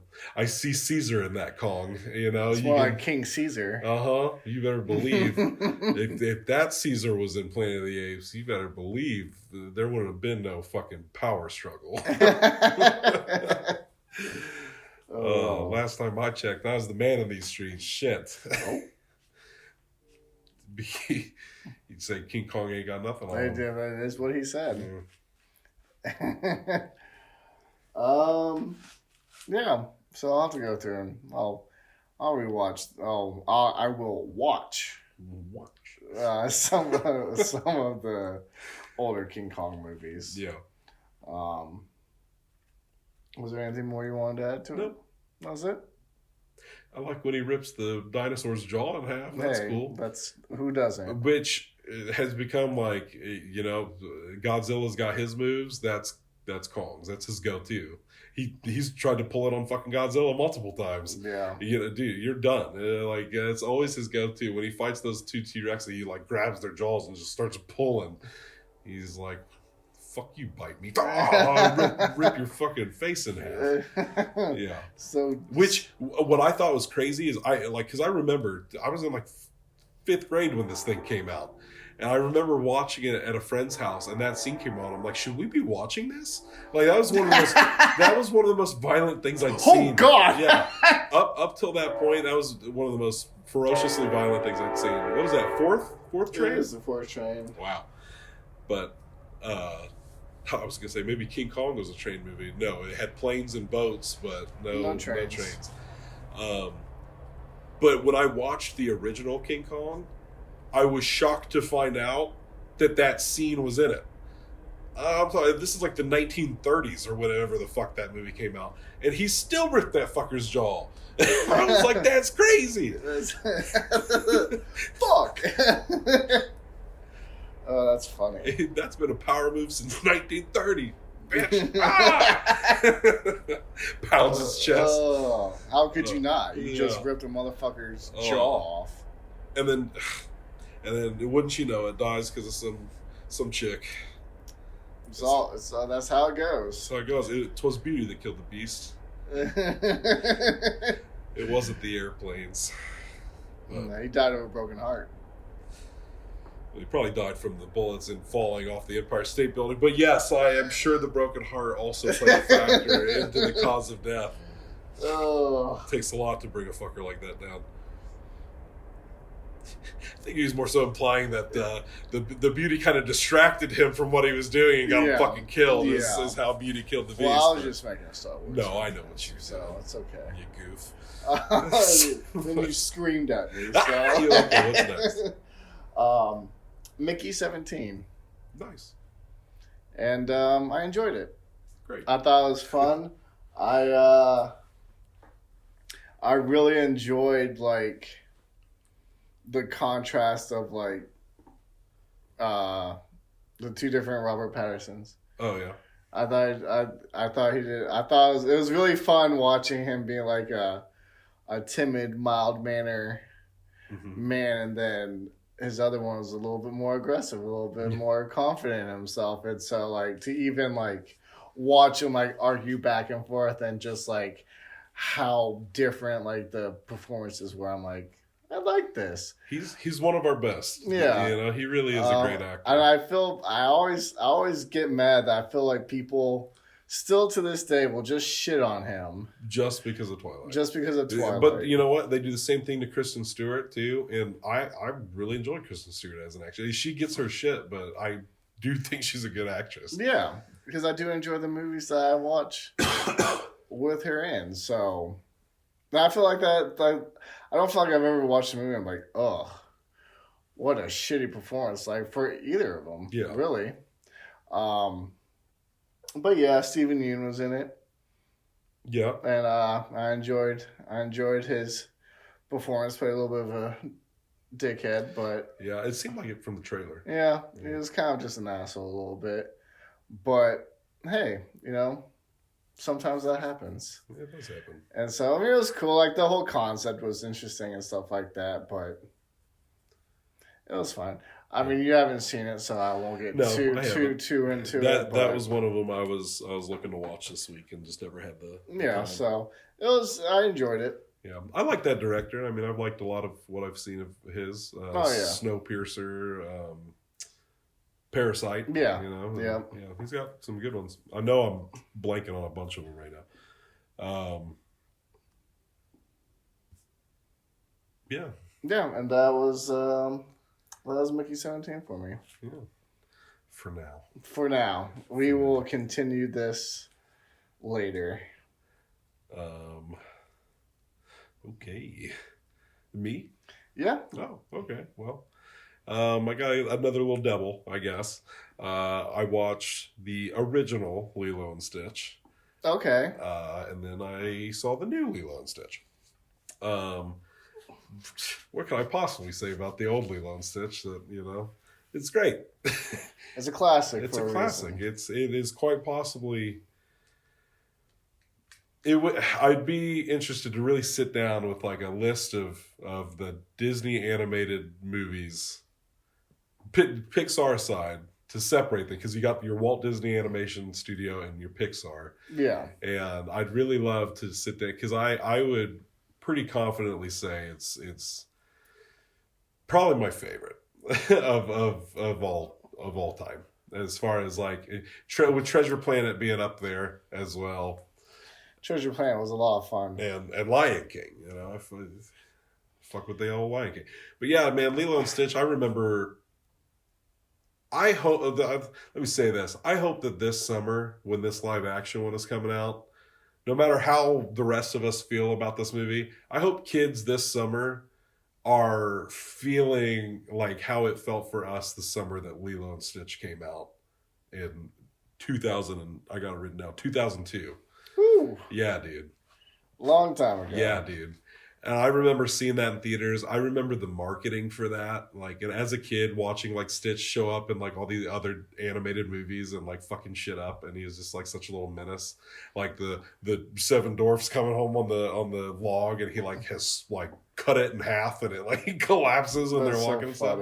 Beauty and the Beast, he's just like causing a ruckus, like all that stuff. It's a lot of fun. But it's like such a heartwarming movie. It's so great. Yeah. Like Stitch is such a fun character.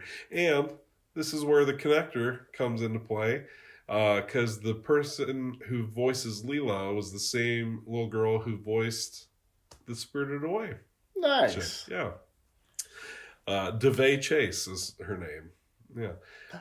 It was also in the Donnie Darko movies. Yeah, I just saw that there was like an extended cut and a theatrical cut, and now I don't know which one I watched. Oh, beats me. I couldn't tell you. I'd have so. I thought about rewatching the extended cut just to see.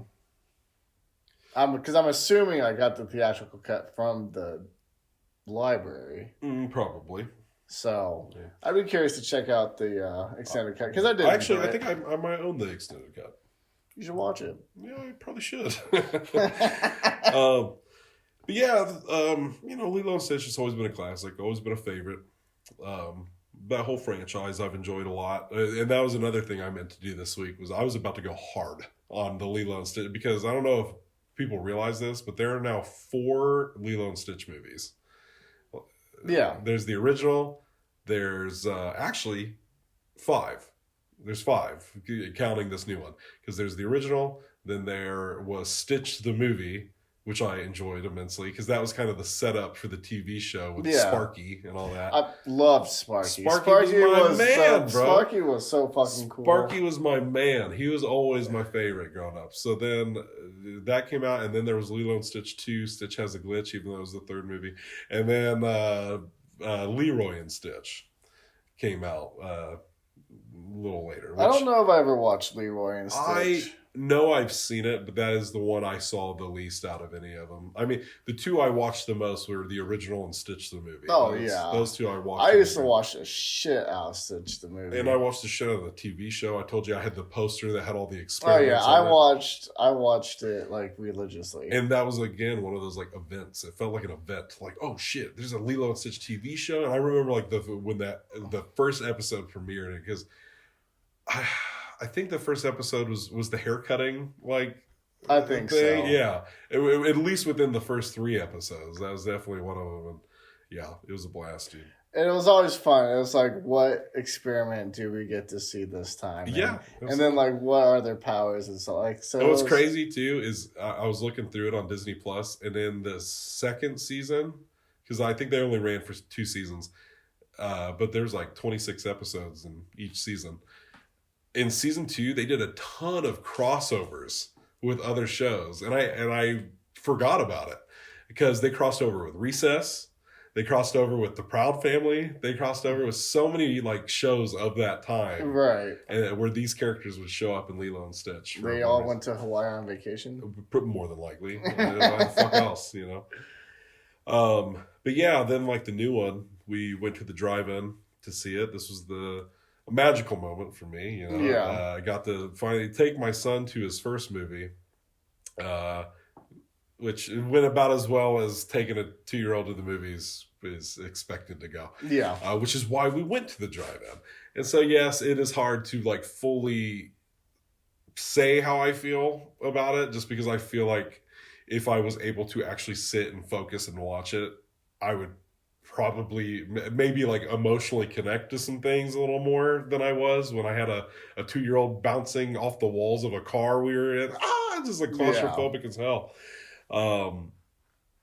But yeah, from what I did see, like, I don't know, man. It's like if you fuck up Lilo and Stitch, I don't know if I can keep watching these live action Disney remakes at this point. Like you've whiffed too many times in a row at this point, where some of them are just downright awful, and other ones like this one, it's like, okay, would I watch this again? Yeah, probably, but like, I would probably also just prefer to watch the original Lilo and Stitch. Like I would probably prefer to watch the original Lion King. Like it's just, they really ripped the soul out of it, which we've talked about. It's just they took out the whole Nani and Lilo thing. I mean, it's there, but it's nowhere near. Yeah, it's not as like. Yeah, they took out Gantu, the big shark guy. He ain't in it. They made Jumbo the bad guy. It was just like, I don't know. None of the changes they made were for the better. Yeah. Of course, there's that element of like, oh, it's cool to see certain things done in live action. Yeah. And I was telling Belle, this more so applies to the original. Anytime Hawaiian Roller Coaster Ride plays, yeah, it's a real jaunt. It's a good time. But whenever I hear that song, I know that just as you do when you've seen something, like a lot of times you just kind of like audibly know what's going to happen. Yeah. Anytime I hear that song, I know that at the end when they're like, Hawaiian Roller Coaster Ride, and then it's going to cut off and all hell's going to break loose after that. Like, it's like the saddest scene is after that. Because it's when Jumbo and Pleakley like pop out of the water. Immediately. It's like the song like stops. When they're on the surfboard. And the song literally like cuts off and they come out of the water, and it's the whole thing where like Lilo almost drowns because Stitch almost drowns and drags in. And it's such like an emotional scene. And like now every time I hear that song, I'm just like, oh no. What's going to the happen? feels are coming, no. But yeah. So yeah, Lilo and Stitch. One of my favorite running jokes of the first one is the dude who keeps getting his mint chocolate chip ice cream knocked over. Again, it's one of those things. This was a layup of a movie to make, and they still fucked it up somehow. They've got that guy in it. He's got snow cones. What's wrong with mint chocolate chip? Why? Yeah, why could it not have just stayed an ice cream cone? Like, why did you have to change it just to say you did? Like, yeah. I didn't understand it at all. Those are minor changes that don't need to be made. No, that was just like such a frivolous change. It's like, you didn't need to do that. Because I think I know for a fact he pops up at least once, but I think he pops up another time, like later. Yeah. So they do the bit, but yeah, like I said, not the same. It's like they do the same things, but different, but not for the better. Yeah. So I'm still curious to check it out because it's like, for sure. Why not? Here in about 2 or 3 months when it's on Disney Plus, I'll definitely be watching it again. I won't watch it in theaters now, but no, you don't nix out Nani. No, and like I said, she's in it. Yeah, but she's. I mean, but if it's not like the same, it's not. It's not whatsoever. Like, it's very disconnected. Like, for instance, great example.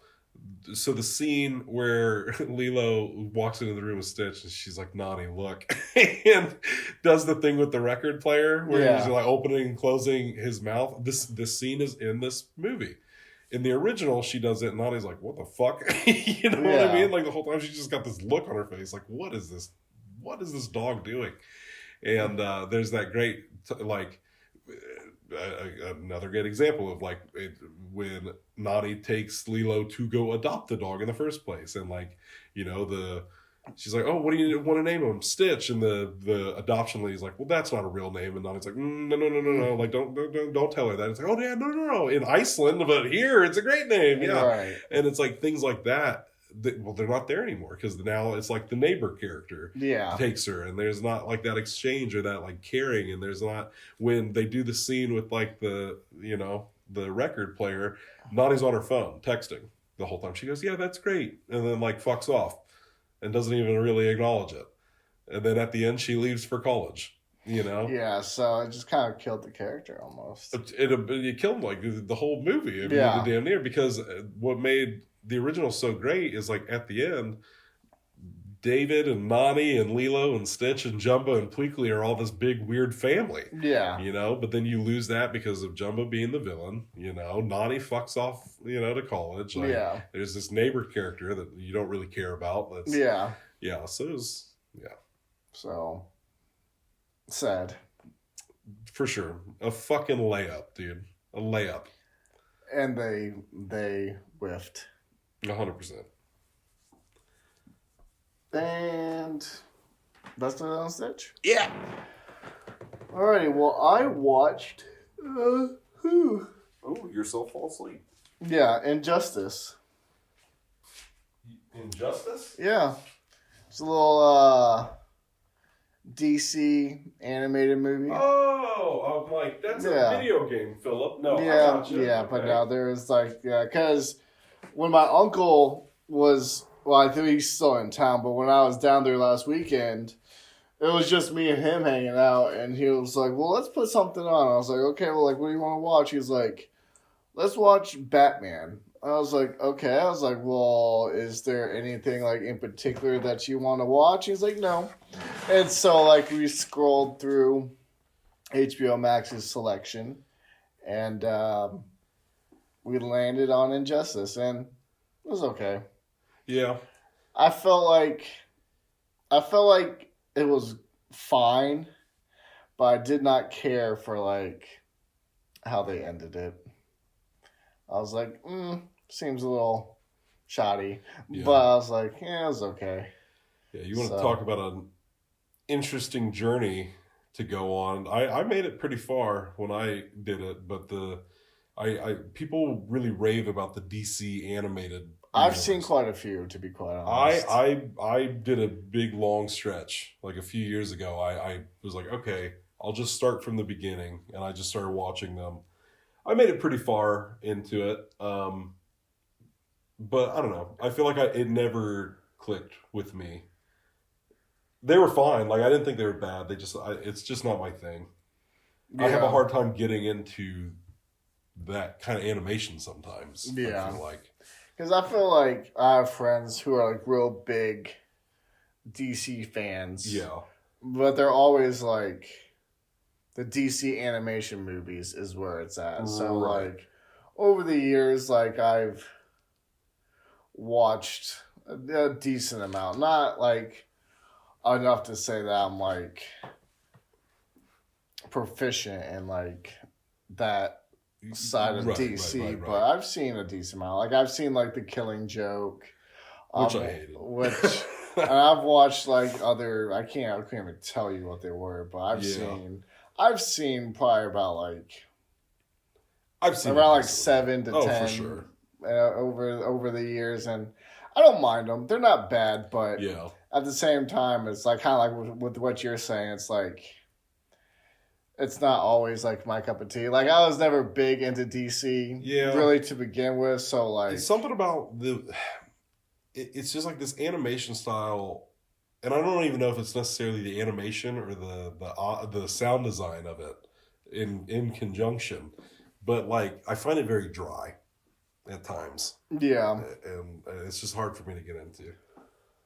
But I mean, it was just okay. All these DC people who say the animated movies are where it's at need to realize that Marvel's where it's at. Mm-hmm. I'm not talking about the movies. I'm talking about in general the umbrella. Yeah.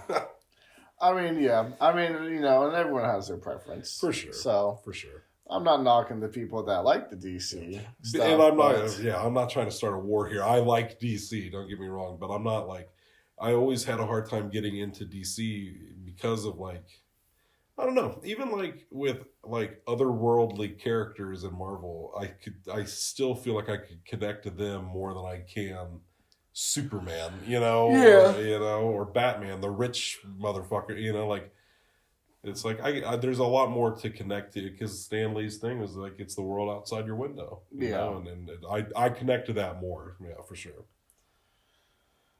I don't have much more to say about Injustice. Cool. So I have 3 more. Okay. Well, I'll do this next one, and then you can hit one. Okay. So another one that is probably a favorite of mine this year, is definitely a favorite of mine this year, is Friendship. Yes, which I have not Yep, seen. been raving about it. Tim Robinson, Paul Rudd, hilarious. One of the hardest I've laughed at a movie probably since Deadpool Wolverine.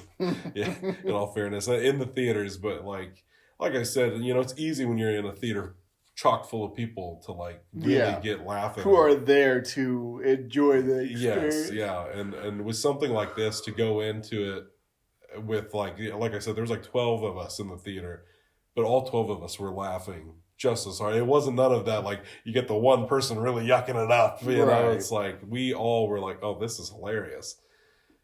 And what I'm concerned about is I don't know if you're gonna go into this watching it, because there might be some people that just by saying, oh, it's hilarious, they might just assume the type of comedy it is. Yeah. And go in expecting I'm gonna laugh but it's I couldn't even begin to. The best way to put it is just it is awkward humor, but then I feel to say that doesn't necessarily do it justice. Yeah. Because you were kind of explaining some of the bits from his shows and the movies and stuff like that. So I feel like I have an understanding kind of what to expect. I saw somebody comment on the trailer and be like, I don't know if I should be laughing or be scared right now because of the tone of the movie. And the whole movie has this tone of just this dark undertone of is something fucked about to happen? Is something just absolutely dark gonna happen at some point? And it's definitely one of the best of the year so far. Good. Yeah. But I won't say much more about it. The only thing I really do sincerely, I haven't felt this strongly about something like this in a while, but I really would love to get a group of people together and go see this fucking movie. We can try. We sure can.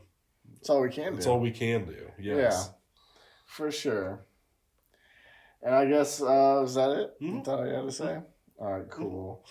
So, a movie that I watched that seems to be getting a lot of buzz from people is Sinners. Yes. I went and saw that, and I won't say a whole lot about it because I'm sure you're going to want to watch it at some point. Oh, yeah. But again, another movie that I enjoyed, the dual performances, where I did enjoy Michael B. Jordan, and then I enjoyed how he handled the differences with his twins, because they are similar, but there's you can just tell that personality difference within them and stuff like that. I will say I felt because I didn't really watch much about it, I felt a lot of people kept on talking about Haley Steinfeld in it or whatever. Yeah. And I just felt I was just almost a little underwhelmed by her. Because I felt she didn't have as big of a part as I was expecting to. But I will say she had probably one of my favorite lines of the whole movie. Yeah. I was like, oh, I like that. Okay. And that was another movie that had a train, by the way. Okay, makes sense. So another train movie for you. Yeah, I'm looking forward to it. It was good. I did enjoy it. It was I'd watch it again, but I didn't I went and saw it, and I guess with all the hype of because I've had probably 3 or 4 people now who have seen it you need to see Sinners if you haven't, and I saw it, I'm meh. Was it good? Yeah. Yes, but I wasn't Sinners, everyone to the theaters now, you need to watch this movie. I thought it was good, but I wasn't because some people are talking about best of the year and stuff that. Yeah. I'm just tons of people are. Yeah. I don't know. Yeah, I feel it's the one movie, because I said, we're nearing the halfway point now of the year. Yeah. And it's the one movie I feel I've really been hearing people be oh, because who's the director? I know his name. Coogler. Ryan Coogler. Yeah. And I've seen everything. I've definitely seen everything that him and Michael B. Jordan have done together, which is pretty much everything's done. Fruitvale Station. Yeah, which you still need to watch. Yep. I do. Maybe I need to have a little double feature. Yeah. Fruitvale and Sinners. Their first and their last. Not Yeah. for now. But, yeah, he did Fruitvale Station, Creed. I don't think he came back for Creed 2. And then the Black Panther movies. Yeah. And that might actually be it. He's produced some stuff, but I think as far as a director, like Sinners is his most recent thing. Yeah. So yeah, I've seen everything up to date at this point. So I mean, because like I enjoy all those movies For sure. So I mean, they do good work together. So. Oh, for sure. They are definitely a modern day Scorsese and take your era. Yeah. DiCaprio and De Niro. Yeah. Oh, for sure. So, I'm glad to see him. Glad to see it. I'd watch it again. Yeah, I'm Maybe sure. I'd go into it with like and be able to appreciate it more with a second viewing, but yeah, I feel you. I'm looking forward to it. We'll get more into it, I'm sure. I hope so. Oh, I know so. All right. Well, so I'll do my next two, which are my last two movies, and then you can do your last one, right? I have two more. Oh, yeah, yes, that's correct. I did that. So I'll do my two, and then you do yours, and then, yeah. Okay. Yeah, okay. So I watched Mission Impossible 2 and 3. Which that is on my to-do list, is to try to watch all of them. I'm gonna have to do it quick because movies leave theaters quick, so I'm on a ticking time clock. 100%. If it's one of those things. Like I said, at this point, I haven't seen any Mission Impossible movie in the theater, so it's like if I don't, whatever. It's not like this has been some tradition, but if I could go see it, I wouldn't mind actually seeing a Mission Impossible movie in theater. Yeah. But yeah, I skipped the first one because I've seen it recently enough to where like I remembered it so much. I was like, okay, I don't really want to rewatch that one. Yeah. It's crazy to me how much the vibes change in these movies because I've watched them all before, like at least twice, I think. Yeah. I've watched this series at least twice. Well, I guess that's not entirely true. I watched the first like 4 movies at least twice. Yeah.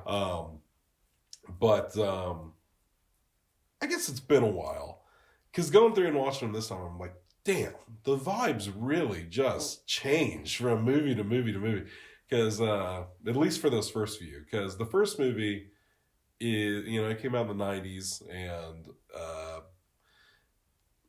I don't know. You got your classic scene of like hanging by the rope and all that shit, and it's good. It feels like your standard '90s spy thriller sort of deal. Then you get into Mission Impossible 2. What also you get all these different directors too. You get Brian De Palma, who did the first one, who also made like Carrie, and I know I'm blanking on it. He did a lot of crime movies too that are really popular. Did he do Scarface? I think he did Scarface. Anyways, he did the first one. John Woo did Mission Impossible 2, and it's a John Woo movie. I mean, it's so like, and it's very much of its time because it's like the early 2000s action flick. Yeah, and it's like so campy almost. It's like the campiest Mission Impossible movie there is. Yeah, because I've only seen the first two, and I felt like when I watched the second one, I was like, I don't know how I feel about this. It's a little silly. Yeah. And and I just quit watching them after that. So it's cheesy in the way those early 2000s action movies could be sometimes. Yeah. And like I told you there's that whole scene with him and Tandy Newton, like when she's robbing the place and they're in the bathtub, and the way it's shot where you just like see her cleavage from all these different angles, and I'm just like, okay, it's very much a movie of its time. Yeah. 100%. And I sat down to watch it the other day and was like, I can't really get into this right now. And I thought for a minute maybe I wouldn't watch them all before I go to see this new one. Maybe I don't. but then I had some time. I'm like, you know what? Fuck it, I will. And so I sat down and started watching it again. But I did see that people do regard it as the worst of the bunch. Yeah. Which I could see. It's still fun. Once I got into it and really got to watch it, I was like, okay, yeah, this is a lot of fun. But then Mission Impossible 3 might be my favorite. It really might be. I think it's a toss-up between 3 and 4. I mean, granted, I have a few to watch still. Yeah. But with Mission Impossible 3, J.J. Abrams took over. And there's like... That one's intense, bro. Like, intense in a way that it's like, if you came off those first 2 movies and go into 3, you're like, woo, yikes. Like, this is rough. Damn. Like, there's that... Because I believe that was 2006 when that came out. And there was just that, like...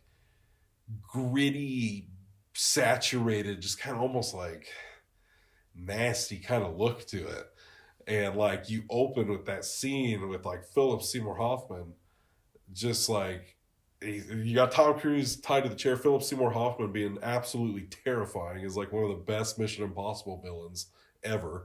And he like implants the little explosive in Tom Cruise's brain. He's threatening to kill his wife right in front of him, all this stuff.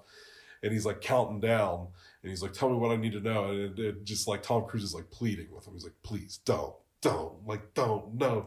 Yeah, because like especially like when he gets down to like 2, and he's like 1, and he's like, no. Like, no. He just quits trying to like do everything else and just straight up starts begging. Right. And like, it's such an intense opener. And then that brings me to the other thing that just switches up from movie to movie is what Ethan Hunt is up to. Because it's like... the fuck is going on with you, bro? It's like Mission Impossible 2 ends, and it's like... It's implied that him and Tandy Newton like have a thing. Like, you know, he just spent this whole movie like kind of being into her, kind of saving her life and shit. And then you start Mission Impossible 3, and like there's been this time jump.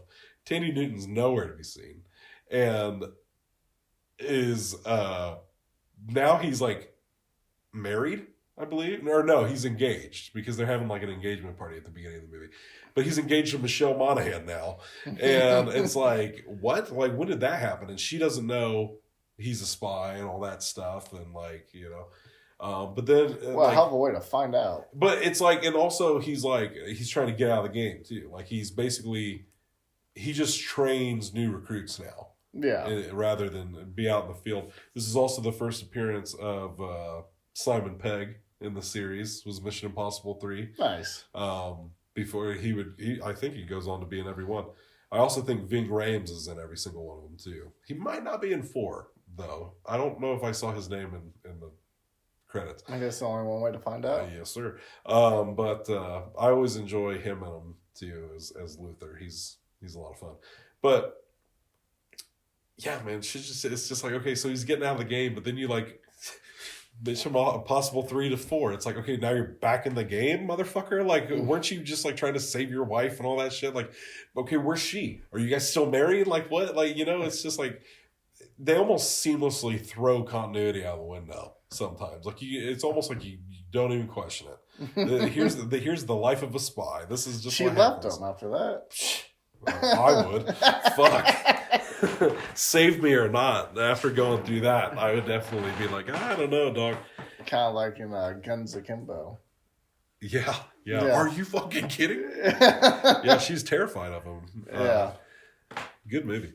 But yeah, man, what a different vibe that one is. But it's a lot of fun. Just like I said, the villain's great.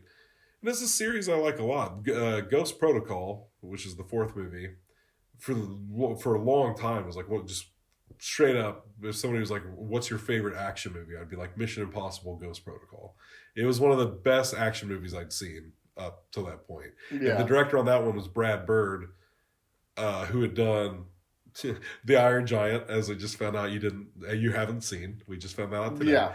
And then, much to the shock of everybody around us, Phil goes, oh, I haven't seen The Iron Giant, and the entire room went silent. You hear a goddamn pin drop. You would have thought I just said I killed somebody. What? Yeah. But then he also directed The Incredibles. Yeah. So this is, I believe, his first live action movie he had directed, and he did a killer job. And so that's the one I'm on currently, and I'm curious to see if it's still as like great as I remember it being. I'm sure it is. It is. If I'm not mistaken, I do think it's the highest rated one. I think people agree with me on it. Because then I remember after that Rogue Nation coming out, and I only ever saw it the one time, and I remember just not really vibing with it like I did the others. And then after that, I didn't see Fallout, and I didn't see Dead Reckoning Part 1, and then we got the Final Reckoning. So I got at least 3 more I need to watch. A couple to catch up on. Yeah, so I'm working my way through them. Well, yeah, and that was the Mission Impossibles. Yeah. For now, I plan on. I would like to try to get them all watched. Like the fuse by the next episode. But that's for another time. So what I watched was True Story with Jonah Hill and James Franco. Yeah, interesting. As it was requested. Okay. By a coworker. Okay. She watched it and she said, "You should watch this." I said, "Okay, all right, I will." And I did, and I have like mixed feelings. Yeah. On it, because it's like, just like with the story itself. Like, because did you watch it? No, it was one that like I remember seeing the preview like in the theater around the time it was getting ready to come out, and I was like, ooh, because that was like one of the very first times because we'd seen James Franco and Jonah Hill in tons of stuff together up to that point, but there was always comedies. So when I saw that, I was like, oh, interesting. That was before I saw those two do a lot of drama. After the fact. Yeah. I enjoyed it. I mean, I enjoyed what you enjoyed. Their performances. Like, I enjoyed James Franco probably the most. Jonah Hill was fine. I didn't really care. Not that I didn't care. I didn't buy, like, Jonah Hill and whoever played his wife, because I don't know. Gotcha. I just felt like there was, like, no chemistry there. Like, I did not buy that, like, they were in love or really even liked each other. You know what I'm saying? It's like, they said that they did. Yeah. But I'm like, do you though? Like, you're not really selling me on like this relationship of yours. And so, I don't know. Then like the whole thing, like with the case and everything like that, it kind of just raises questions. Yeah. On like whether he actually committed the crimes or not, or to what severity. And so I was just like, interesting. So, I don't know. It's just one of those where it's a conversation, you know? I feel you. But it's just like, yeah, I just don't know how I feel about, I guess, like, their relationship. Because, like, they still talk, I don't know, up to this date now. But, like, at the time, like, they still kept in contact, like, at the first Sunday of every month. I'm just like, interesting. I don't know how I feel about that. Just because of like how like everything went down, I'm just like, why would you? Yeah. So it's like, I don't know. But yeah, I've just had very mixed feelings about that aspect of it. But it was pretty decent. It was at least worth the watch. And then yeah, that's pretty much all I really got to say about that. All right. Are you done? And you got one more, right? I got one more. You got one more? Well, I got at least 2 TV shows. 3, I guess, technically. One, it's like, what can you really say much about a reality competition show? But, because we watched Extracted was the name of the show. Sylvester Stallone. Oh, yeah, because it had, like, some people from, like, Big Brother and, like, a different one? Nope, I don't know. I'm thinking of Destination X. That's the show that's going to be coming out. Which did seem intriguing after we finished Extracted. So that's my bad. Yeah. But no, Extracted is like basically, so all of these families are competing, and it's like you got two family members that stay at HQ. Yeah, I know which one. Yeah, and then this is for the audience, Phil. And so, this is so they got the two family members that stay back at headquarters, and then the one that they drop in the middle of the wilderness. Yeah, and so the people back at HQ can like hear and see their family member, but they can't like communicate with the family member, right? You know, so they're just watching them, which definitely makes for some intense moments. Like there's one because there's like one of them is like there's a dad and like the best friend, and then like the girl that's out in the woods. Like at one point, these fucking bears show up. I can only imagine what it's like being a father waking up like in the dead of night to be told like, oh hey, there are bears at your daughter's campsite, like in the middle of these woods, and we can't really do anything about it because we're just here and we can't like talk to. I mean, I'm sure the producers and shit, you know, would not have let anything happen. But that bitch that kept showing up throughout the show, so-and-so, you're being extracted. She probably would have shown up and been like, Bear, you're being extracted. Just choked it out. But I was worried for that chick for a hot second, though, just because it wasn't just a bear. It was a bear and her cubs, which I was like, ooh. Yeah, that ups the ante. Yeah, I was like, uh-oh. But that's, regardless, but it was fun. I enjoyed it quite a bit. Hell yeah.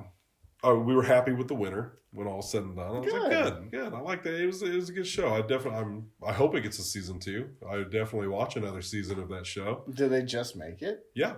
Oh, damn. Yeah. We caught it like it had literally just ended on TV, and I had not heard of it before, and we just stumbled upon it on Hulu, and we're like, oh, let's check it out because it's on Fox, I guess. And we enjoyed it. We like our reality competition shows. Yeah. You know, sometimes. I feel like there's another show that's similar to that where it's like you get dropped off somewhere and you have to get to like this location by X amount of time or you miss your ride out of there or whatever. Yeah. So, but that's kind of like, I guess, the same gist in a sense a little bit. But I've always enjoyed like survival shows in general. So they're fun. Yeah, they're fun.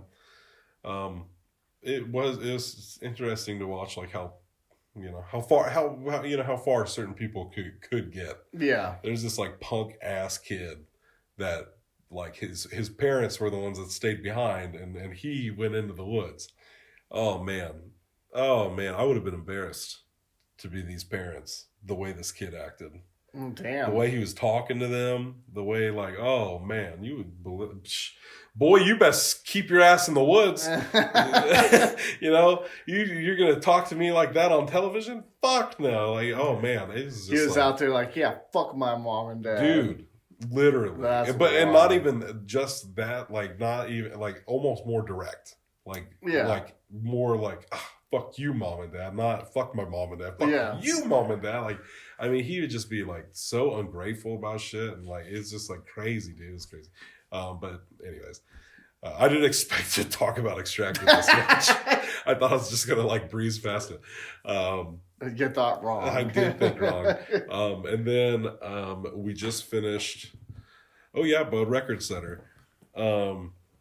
We just finished the final season of You on Netflix. Okay. I was happy with it. I was curious to see how it was all going to end.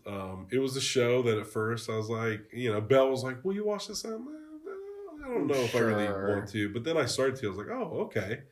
I dig this. This is fun. This isn't what I thought it was, I guess. Like, I guess I was expecting something different. First season was good. The second season was good. Because I think this most recent one was the fourth season. It was. Yeah. So the third season, we were a little bit more iffy on. It took a bit of a different direction with things. A little departure that we just didn't really care much for. It was fine. Like, we didn't hate it, but compared to the rest of the seasons. But then, as soon as season 4 started back, it was like, oh, we're back, baby. Like, you know, because I mean they literally bring it full circle. I mean because the first season's in New York, then he goes to L.A. in the second season, UK in the third season because he's just on the run. But because of things that transpire, he not only comes back to New York in season 4, but he comes back under his own name again and gets cleared of all this shit, all because of his like rich wife and stuff. It's cuckoo bananas, dude. I've watched like the first 4 episodes. He's one crazy son of a bitch. You want to talk about? Watch it again. And what I really enjoyed about this season is because the actor who plays Joe Goldberg, his name's Penn Badgley, and he's talked at length about how he hates that so many women are into Joe Goldberg.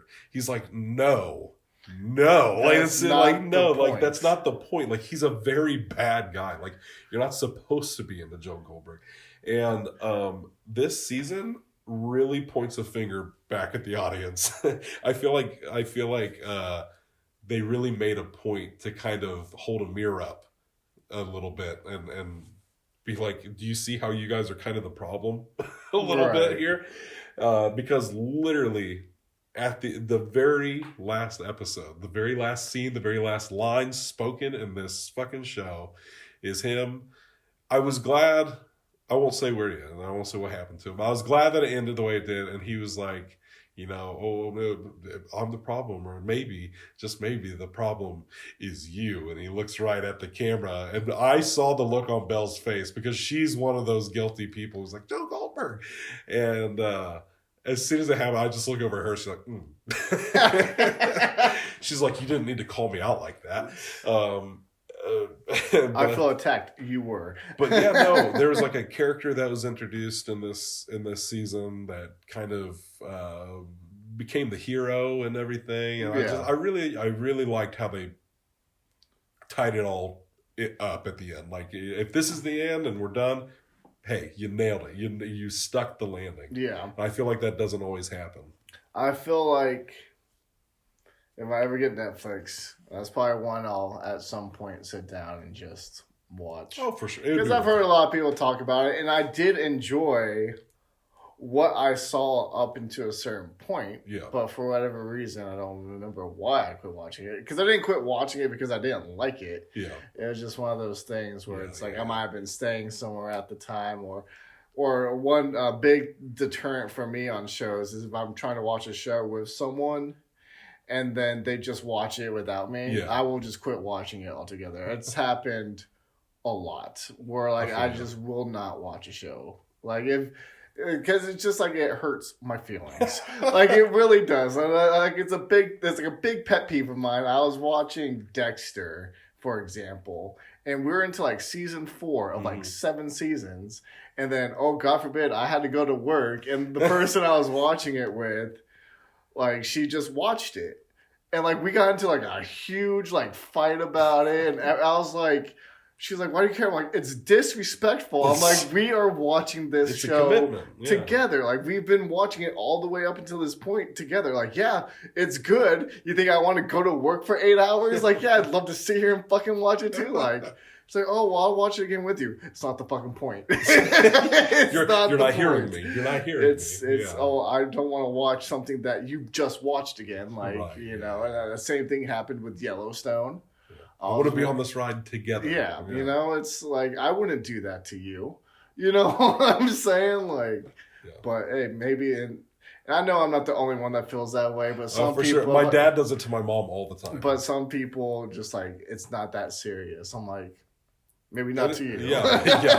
Maybe not to you. It's a betrayal in my eyes. My mom talks all the time about starting shows with my dad, and my dad will just sit there and like plow through some episodes and just be done with it, you know. But my mom was like, I can't sit there for that long, and then she gets behind, and then I feel like sometimes she doesn't even finish shit because of it. But it's like, that happens. Yeah.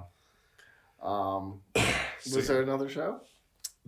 There is. I'm saving it for last. You wanna end. Yeah. All right. Well, then my last movie was the Peanut Butter Falcon. Okay.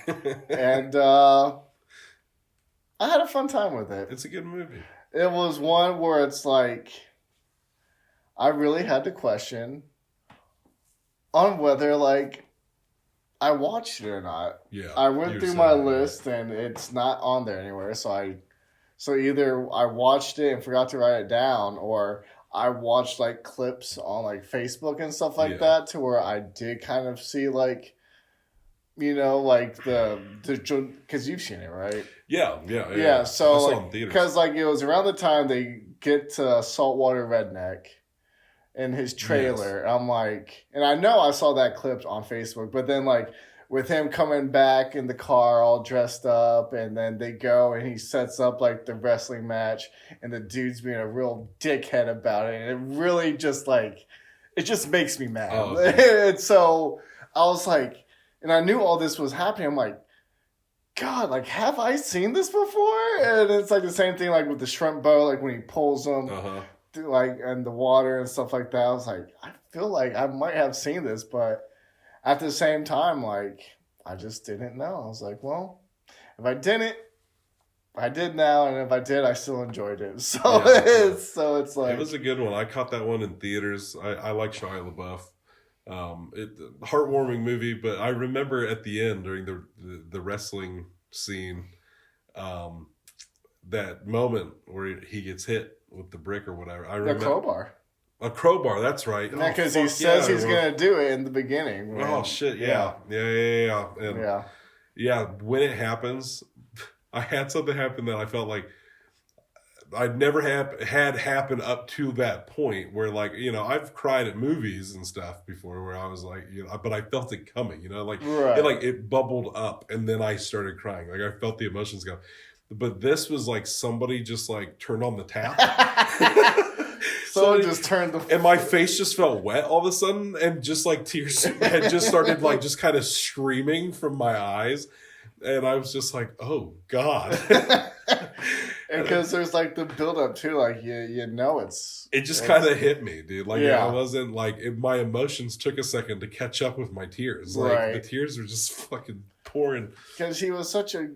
and then I was like, it's just crazy because it's like... And then they throw you for that. And then it's like another one of those things where it's like a good guy who doesn't want to think he's a good guy because he accidentally got his brother killed. And that was another thing that I was going to say. I was like, does John Bernthal just love playing dead brothers? Because I was watching, I was like, well, he did this in The Bear, and how he's doing it. It's like, I don't really have to be a part of this, but I will die for you. John Bernthal seems like the type of guy to die for you. Yeah. You know what I mean? Yeah. I'd want him in my corner, 100%. And I know, like, him and, like, Shia LaBeouf and, like, Tom Hardy and all them are, like, close. Sort of. Kind of. I don't know what the situation is there with all that, because I did see they were at one point. I'll say that. Because I know he does have a soft spot for Shia. Yeah, after all that, because he was on his podcast and stuff, and I remember I watched that and I teared up watching that. Dude. Well, yeah, I guess prior to like whatever happened with all the like Shia LaBeouf like beating up his girlfriend and stuff like that. Is that what you're talking about? Oh, that's what he was like talking about it on the podcast. Yeah, because the podcast was recent. That was like within the last like couple of years. Yeah. But yes, because they've known each other since Fury. Yeah. And then him and Tom Hardy did Lawless together and stuff like that. So, yeah, it's a good one. I like that one a lot. So yeah, it was good. I did enjoy it. So it was a fun watch. So my finisher. Ooh. You ready for this? There's a reason I saved it for last. I don't know if I am, to be honest. There's a reason I saved it for last. And maybe it's not fair to go ahead and talk about this, because technically it's unfinished business. Season 4 of South Park. Oh, it is unfinished business. It is unfinished business. Hopefully it'll be finished. It'll be finished tonight. It'll be finished tonight. It'll be finished within the hour. Oh, that's so funny. Yes, I have one episode left. But yes, I am currently on season 4 of South Park. Well, about to be season 5. Yeah. And so far has been my favorite season. Yeah, I'm really loving the older South Park stuff, and I'm finding this might really be my favorite era of South Park, because this was hot off the heels of the movie. Because it wasn't it like they did season 3 and then the movie and then season 4, if I'm not mistaken. I wouldn't know. Well, so you would think, as much of a South Park fan that I am. You know what? Fuck your South Park quiz. You're always talking about. Oh, I'd love to take a South Park quiz and see how much I know, and then you're constantly like, I don't really know anything about South Park. I wouldn't go that far. I'm going to be completely honest with you right now. I don't know what South Park is. Well, when did the movie come out? 99. Then yeah. Yeah, so that's what I thought. And I just really felt that same energy that I did from the movie. And man, there's just so many bangers in season 4. There were so many good ones. Timmy made his first appearance. And he came out strong. So strong. He quickly climbed the ranks. He's definitely within my top 5 favorite characters. Him and Mr. Mackey right now are like my top 2 favorite South Park characters. They're just so goddamn funny. And you're right, like Timmy emotes so much. It's so funny. Like, I love how much of a personality like that he has with the minimal. Like, we're just saying Timmy. Yes. You know, so. He switches it up. He said gobbles. He says gobbles. He said Timmy. Lord of the Underworlds at the end of the. Oh, yes. Yes. Which also. And he does say Jimmy. He can't flip between the Timmy and Jimmy, which there's a really funny joke about that. But that's for you to figure out later. Yeah. Probably one of my least favorite episodes, definitely my least favorite Cartman bit, but Jimmy and Timmy and that, because it's when they do the Special Olympics. Yeah.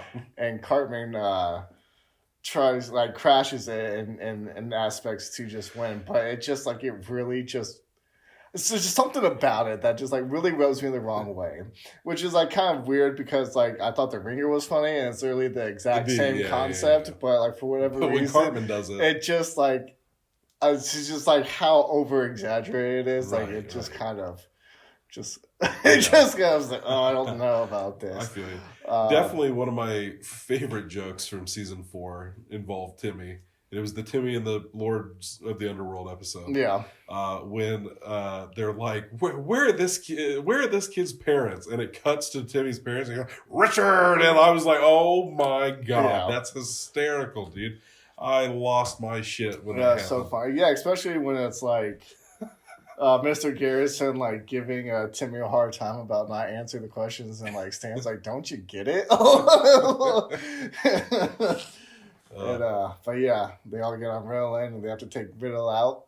Yes. It's all funny.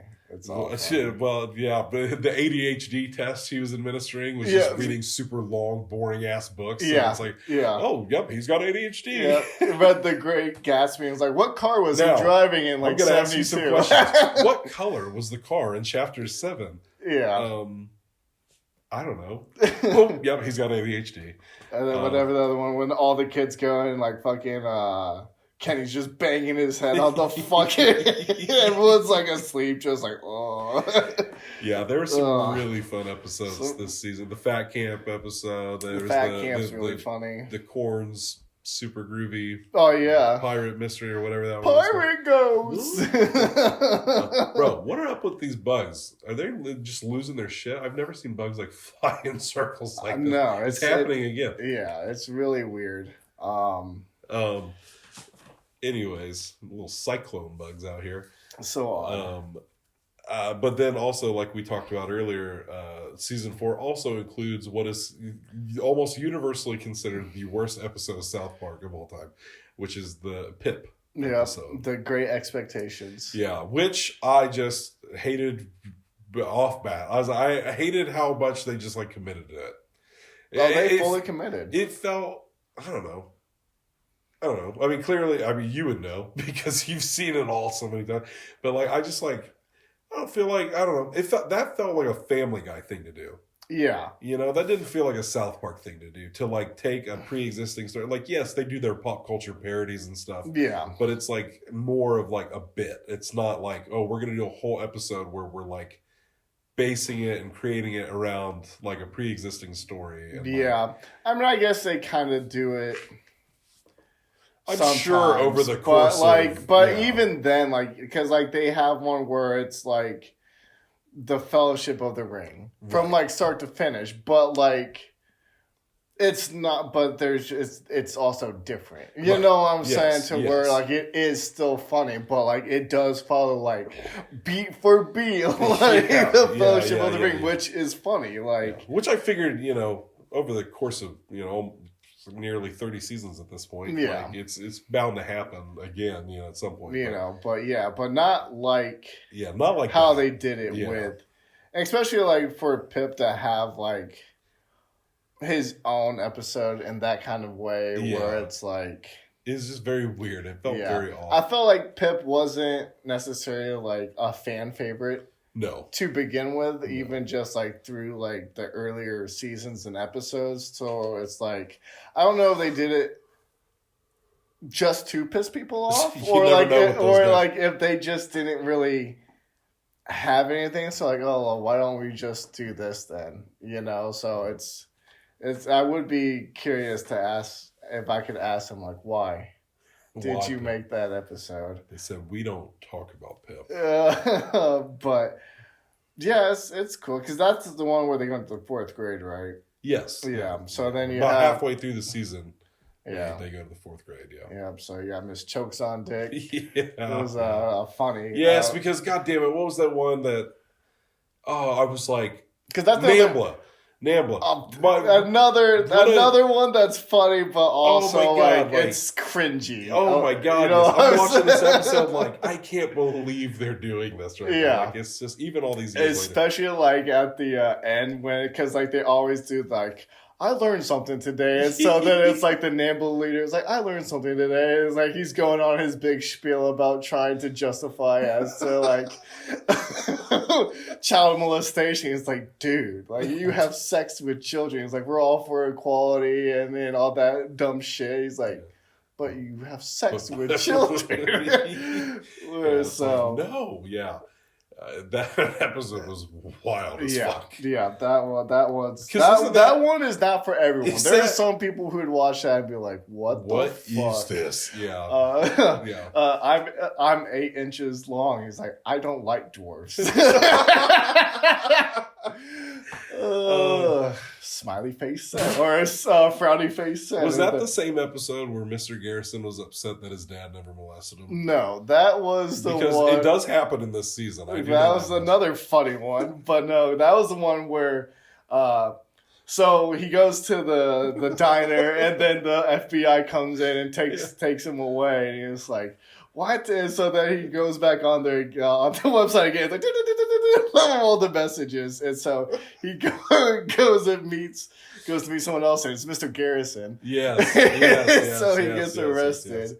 But the one, oh, so funny. But the one where his dad not molesting him is when they do the recorder. The recorder with the brown nose. Yeah, and something got switched around. They had to go back. And then another funny bit was when Mr. Mackey is trying to talk to Mr. Garrison about like confronting like his problems, and Mr. Hat start talking shit, and so Mr. Mackey and Mr. Hat get in the fight, and Mr. Hat beats up Mr. Mackey. It's if you are a second-rate counselor, you might be fucking able to. It's like, oh, what you say? Like, what you say? It's a good one. And then Kenny Rogers has sex with Mr. Garrison for his dad. LOL. That's Yo, you kiss just like my dad. What a crazy episode. When his dad was in the bar, he was like, would you guys have sex with your son to say, oh, I love these games. And it's like, would you like... Would you rather this or would you rather that? Well, I don't think I would have sex with them if they didn't have a gun.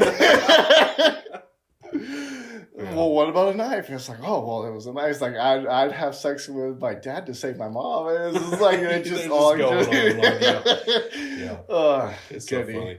I was just telling, I don't remember why I said this, but I was talking to somebody recently. Like, if we ever go to the Oscars, I was like, we might have to pay tribute. I was like, we just show up on acid in dresses. And that's so somebody running the Oscars is going to be like, not again. Fucking that's what caused the beef with them and J-Lo. Oh, that's funny because it's also what caused the Phil Collins shit too. They just made fun of Phil Collins for a minute after they because I guess one of them wore like the dress that J-Lo wore the year prior or whatever, and so I guess she had something to say, and so that's why they kept ragging on her. Funny. That's funny, which is a great episode. They have the big story too about like when they made Team America, the only celebrity that really like had shit to say about it was Sean Penn, and he wrote him like this letter. And what they found so amusing and ironic about the whole thing is that he's literally just like making himself out to look like how they made him look in the movie. Like, he was literally like, I've been to Iraq. And they're like, he literally said it. I've been to Iraq.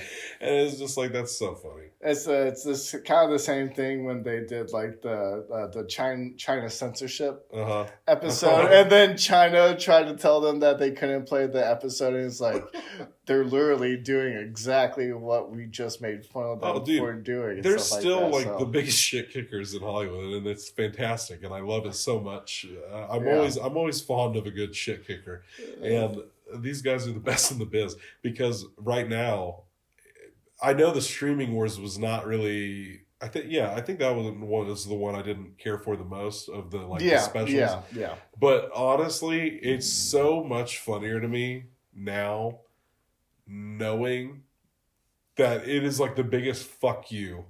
Yeah. Because they're just now like settling this lawsuit about like South Park being on Paramount or being on HBO Max. Yeah. And I think like now that like the dust is settling, I think they have to be on both. So they're literally now. Well, I think it's literally like the fucking show. Where I think Paramount's gonna get all of it. Yes, but I think it's gonna be on both. Okay, is what they said. Gotcha. Like, yes, Paramount is getting all of it, but it also has to stay over in HBO Max, from what I understood. Yeah, I haven't. But it is. I just thought that was very funny. When I saw that, I was like, "That is actually hilarious." Because all I could think of was the streaming wars. I'm like, "Those sons of bitches." Yeah, I was like, "That's so fucking." Yeah, it's funny too. Because then even like, because Butters, like when he's like eating all the popsicles, he's like, "It doesn't matter anyways. It's all gonna just be like 3 major." Platforms at some point anyways, like so I mean it, like because the streaming wars is funny, like like under the context of like they're literally just making fun of the situation that they have found themselves in, like with double dipping essentially. You know what I'm saying? So it's like so it does bring some more humor into it, but it is also just silly. I can't wait for this next season. I'm gonna go fuck with America for a little bit. There's always this opening up. Now he's on ketamine. Just like it's just never enough. But yeah, but even like because the episode where they introduce Miss Chokes on Dick and they try to go back to the 3rd grade and they use Timmy's chair to like create the wormhole, and then Timmy goes through it and he's just gone. another good Timmy moment. There was also this season had the one where they get rid of all the parents. Because the M word? Yes, oh my god. The birth givers. The birth givers. Wait, they've only been gone for a week? Oh my, okay, yes, because one of my favorite jokes on that episode was when the kindergartners show up, and he's like, his wife's like, I'm scared. He's like, oh, it's okay. And it's like, what do you guys want? It's like, where are your parents? It's like, we played with their parents, and now we want to play with you. And he's like, okay, that freaked me out. Yeah, that one got me. Okay, that one freaked me out a little bit. It's okay. It's fun. So, okay, yeah. Yeah, that one is a good episode too. I got the job. I got my tube tied. Yay! What are you guys gonna do now? Let's build a snow fort, and they just fuck off. It's some good ones. What really got me was when all the parents come back and they're apologizing and for molesting Kenny's parents are looking for him. Kenny? Kenny, we're sorry. Yeah. They're all like, we're so sorry for molesting. He's like, but you didn't. It's like, yes, we did, and we've come to terms with it. So funny. They're going through the list of activities that you can do instead of molesting. And then he's like, molest children. No, we're looking for things to replace that. Just some really funny jokes. Oh gosh, yeah, that season has been wild. Yeah. Was because that was also the one where was that the sex ed one as well, right? Or yeah, because where they make fun of Mad Max. Was that the same one where they teach the kids about sex, or is that season 5? It might be season 5. Might be. Yeah. Another funny episode. Yeah. Oh, more jokes on Dick for you. But yeah, I think that's a good note to end on. Yes, absolutely. Laughs were had. Laughs will be had once we're done with this. But yes, glad we got all caught up. A nice little lengthy episode. Oh yeah, meaty. Definitely, I think it's definitely the longest one. Started with a twist and ended with a bang. 4 trains. It's been a big night. Oh, yeah. Attack of the cyclone bugs, all sorts of shit. That was at least like 2 minutes right there. Just freaking the fuck out over these weird bugs. But yeah, looking ahead, some of the movies we talked about today, we'll get back to soon, I'm sure. Yeah. And then we have a little special episode. We will have a special episode for our next episode as we have been attending the Savoy Lumiere. The first Savoy Lumiere Festival here, in our neck of the woods. Our film screens tomorrow as of this recording. Yeah. It'll be the premiere. And so we'll talk a little bit more about all of the films we watched at the festival in the next episode. Yep. So, peace. All right, later, guys.